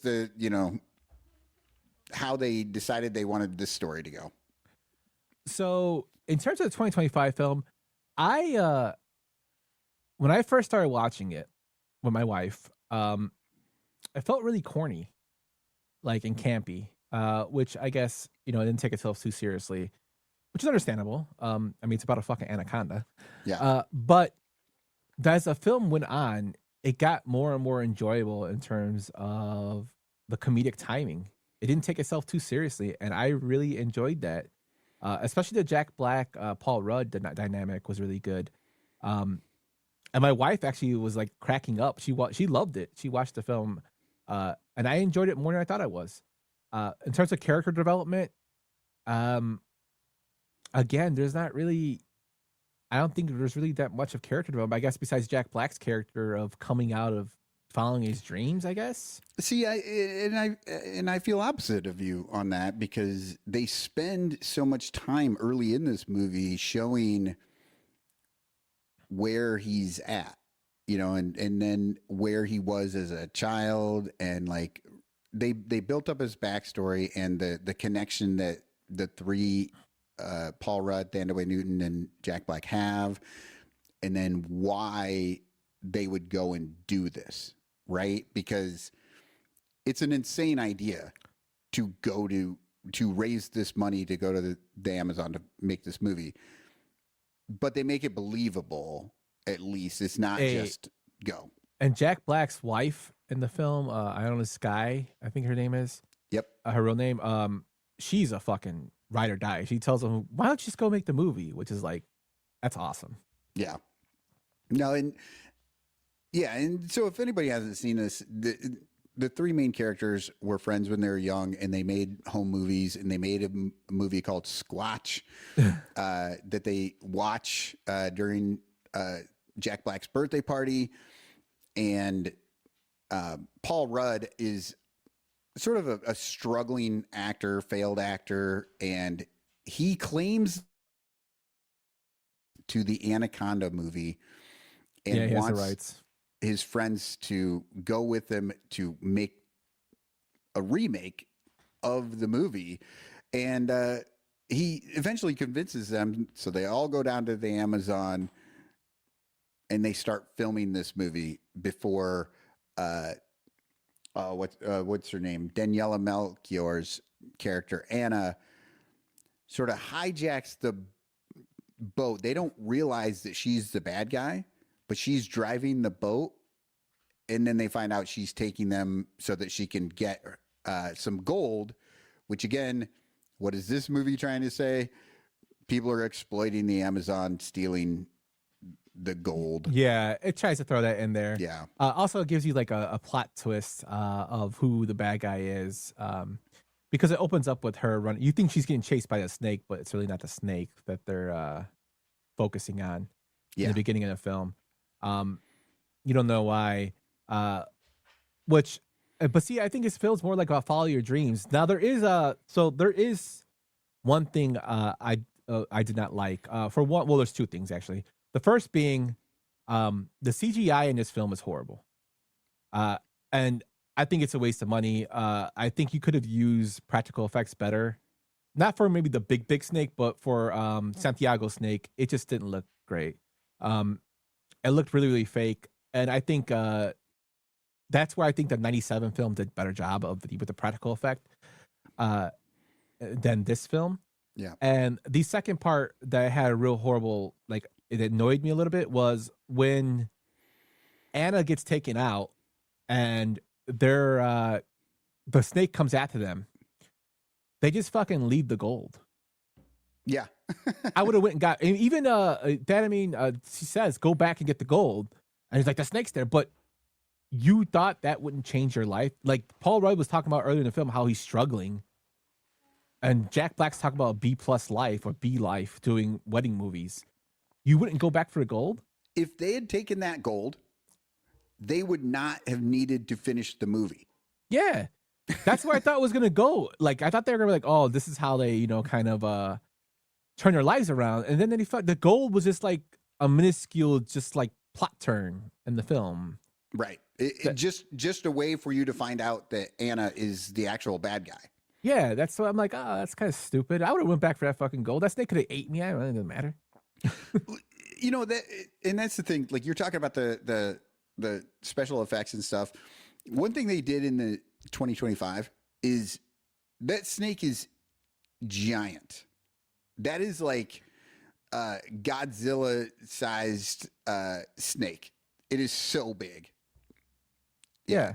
And not Godzilla size. What is it when you have the giant creatures? I don't know, gigantic monsters. Yeah, I don't know the types of movies that do that, but it's huge. Like it says in the original movie, they grow to about 40 feet.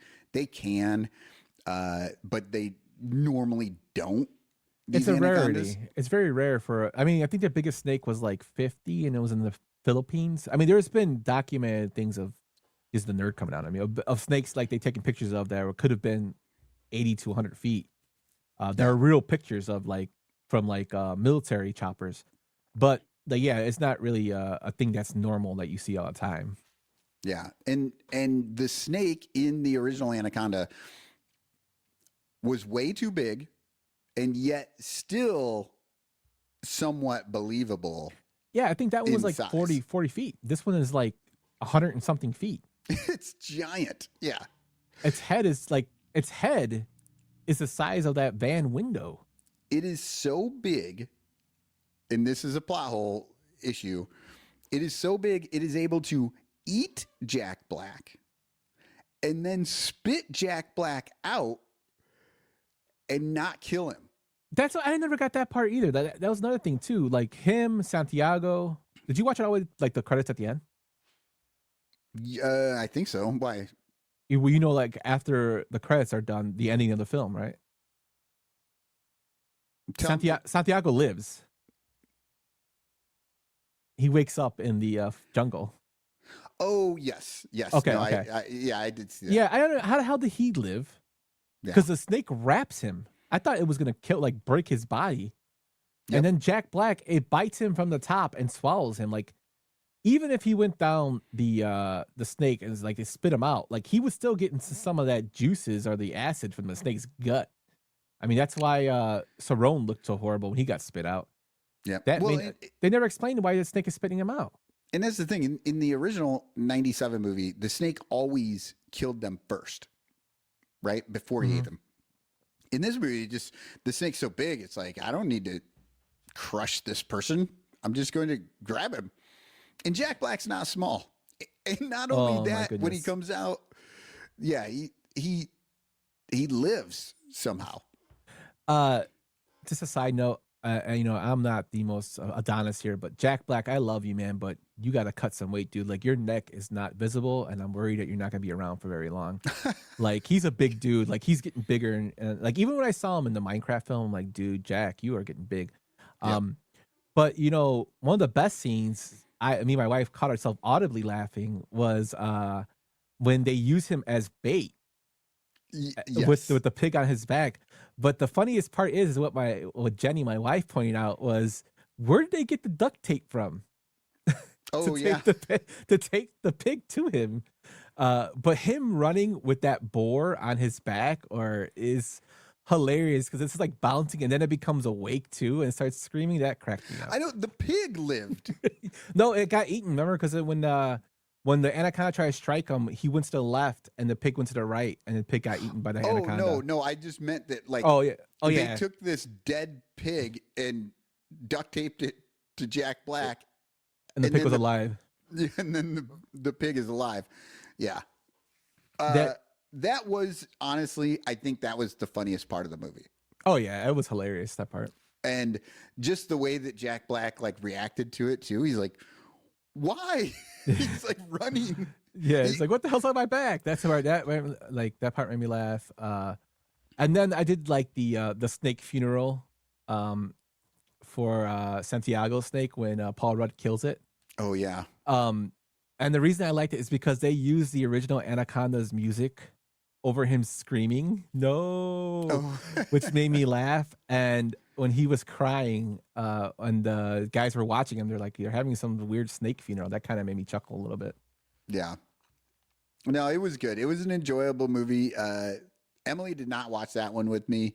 I watched that. I actually watched that, I don't know, a few weeks ago, and just kind of skipped through it the other day just to remind myself what was going on with it.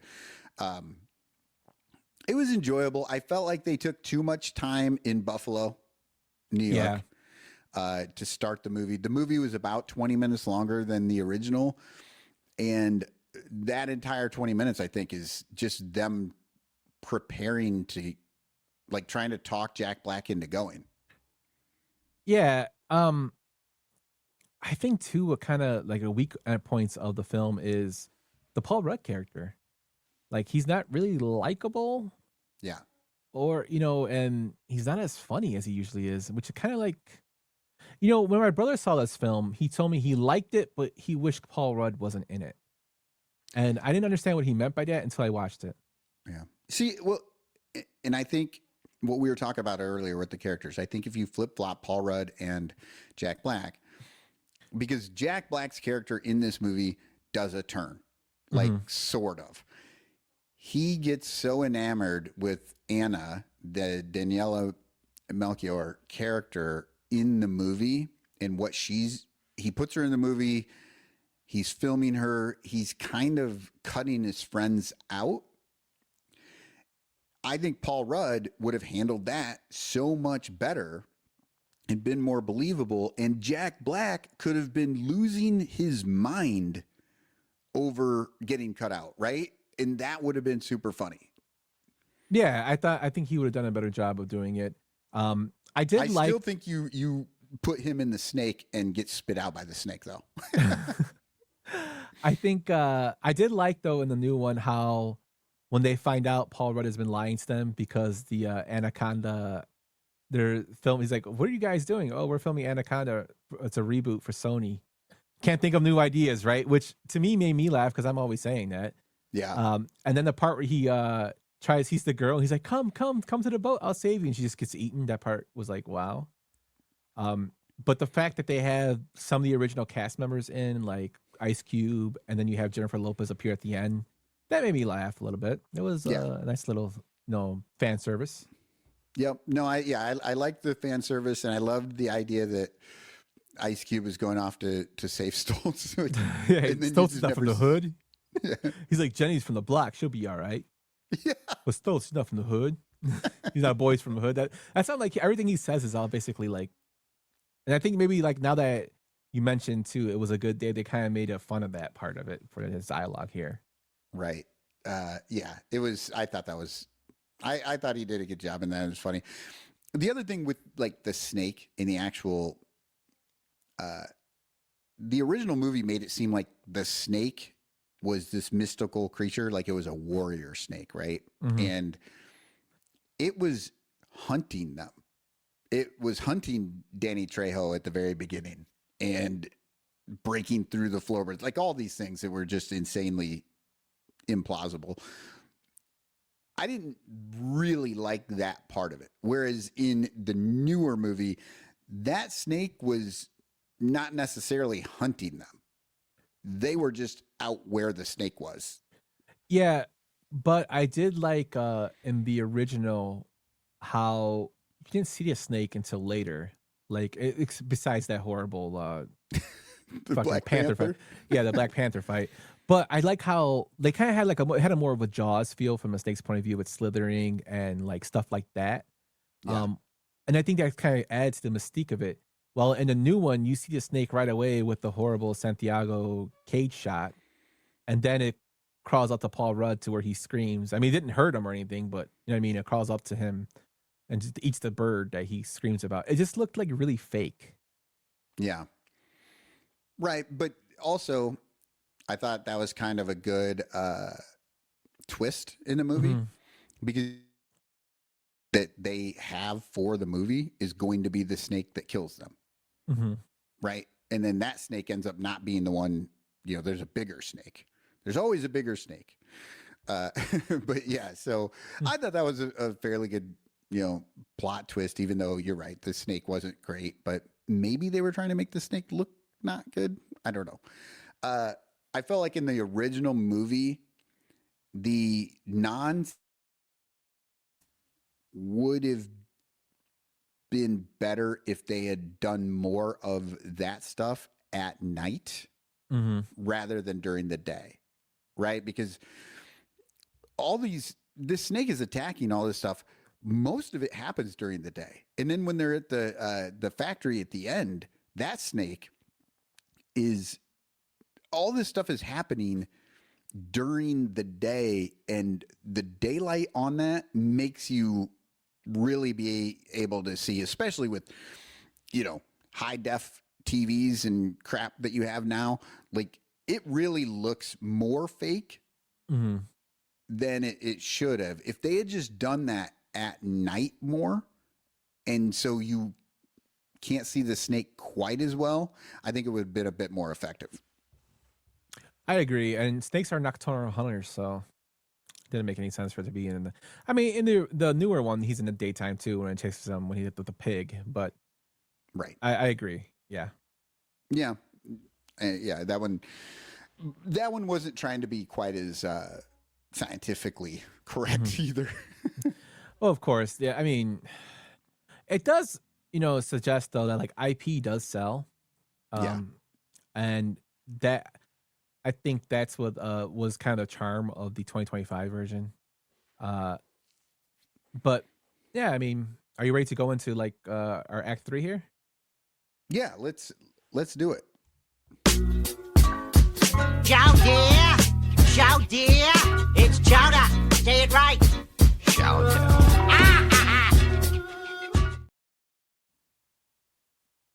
So, my friend, we don't need this, right? Yep. What? Give us the rundown of the ratings that we usually do. Oh shoot, I forgot. Okay, so we have the first one is a reboot, and that's a movie that is they've redone the movie, but it's good enough that you can go ahead. Oh, I got remake, reboot, rename, and rethink. Remake, they just remade the movie. No big deal. Could be good, could be bad, but they just basically remade it. A reboot is actually a new starting point for the franchise. Rename is, this movie isn't the same movie, and they shouldn't have called it the same thing. And then rethink is the movie's so bad that you should just rethink your whole career. So what do you think?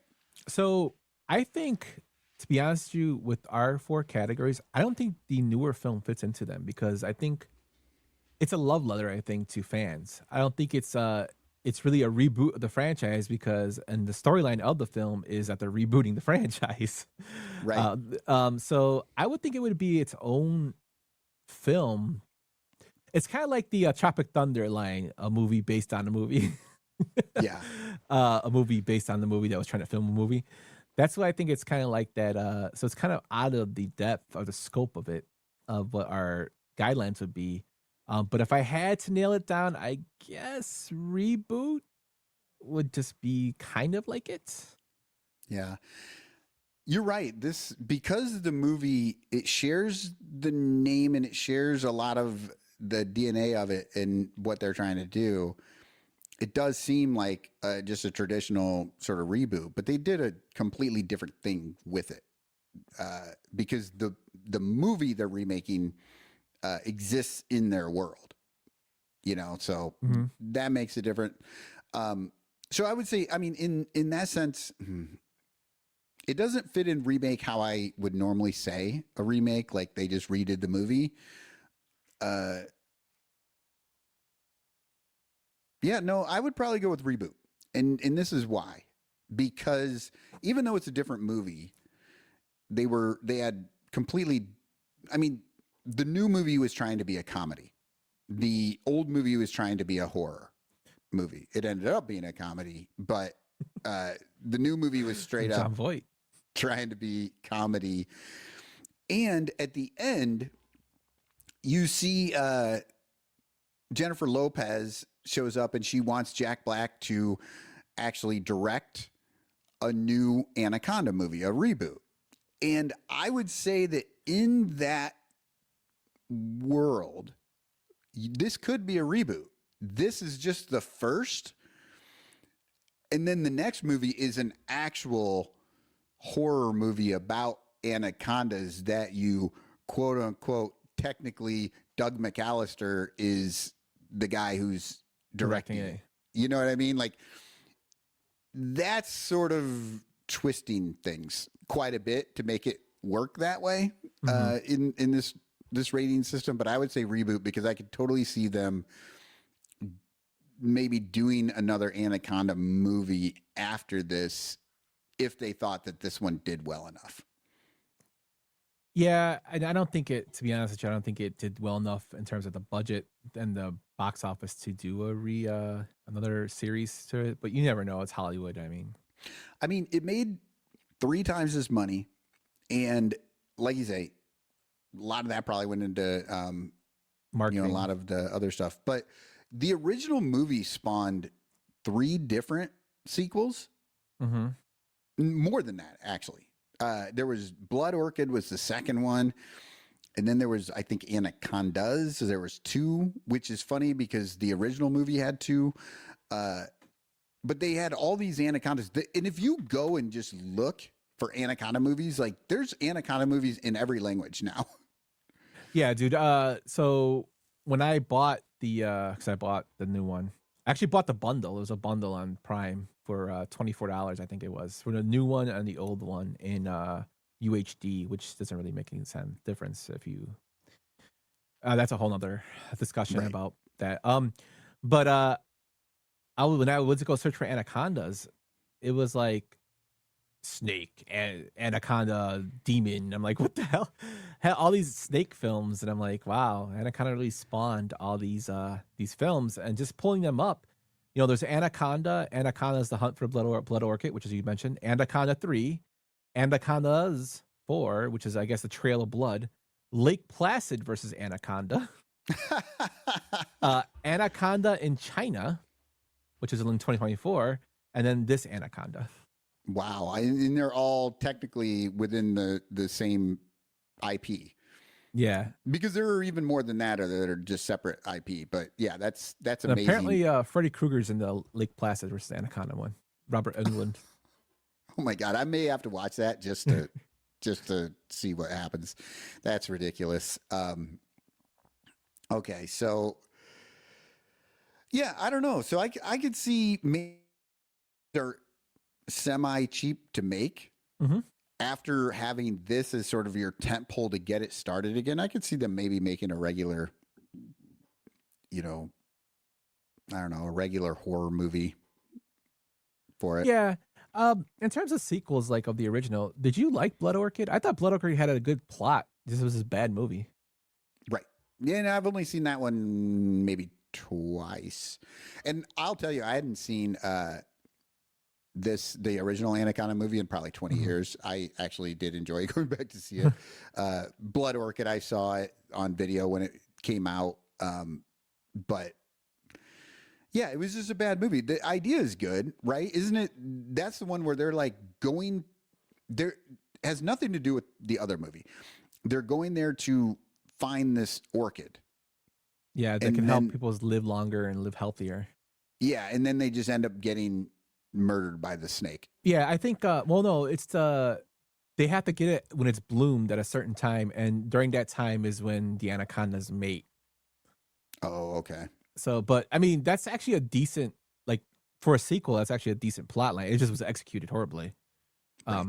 But which is saying something. Yeah. After this first movie. Yeah. So, and I reading that, Ebert gave it a 2 out of 4 stars, which is the first one he gave 1. So I know. Yeah. But which one? Okay, here comes the big nitty gritty. Which one did you like better, the original or the remake? This is a tough one, because it goes back to the same idea I had with Toxic Avenger. Mm-hmm. The newer movie is just technically better. The story is better. They do a lot more to it, and it all makes sense, like what's going on. Even and it's a comedy, right? Mm-hmm. Comedy, and it does work on that level very well. The original was supposed to be a horror movie. It was supposed to be Jaws. They wanted you afraid, and they did everything they could to make you afraid. But it's just funny. Like, it's just so funny throughout with John Voight's character, his decisions that he has, how bad the snake looks at times, what the snake is doing, like some of the things, and then of course the poor Black Panther getting killed. Like, that's just it's all terrible. I just like how you call it, like you keep calling it Black Panther. You say Panther, but it makes me. Well, I think they're just black I know, leopards. But it's funny. I love the idea people are thinking of Marvel. Yeah, but it makes me think of. So there is a online skit. I don't know if you've ever seen this. It's animated, and it's Superman, Shazam, the Rock version of Shazam, and Batman, and the whole time, like, Batman's keeps insulting Shazam, and he keeps calling him Black Shazam because it's the Rock and Shazam's a white guy, and the reason he keeps doing it is because he wants Shazam to say his name to revert back. But he keeps calling him like Black Shazam, and I'm like, that's why when you keep saying Black Panther, it brings me back to that skit that just cracks me up. Like, Yeah. Okay, so I think ultimately I'm going to come down on the side of the 2025 movie wins, but I'm saying it's 51-49. And honestly, I will say this, one of the main things I don't like about the new movie is the extensive lead up to going down to the Amazon. That's too long for me. We didn't need to see the entire scene of Jack Black and the wedding at the beginning. You know what I mean? Like, that was a little too much. It was just a little too long early in the movie.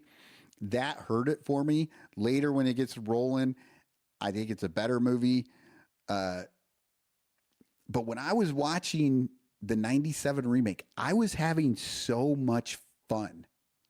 It was so enjoyable and funny, even though it wasn't supposed to be. Like, I don't know. I don't know.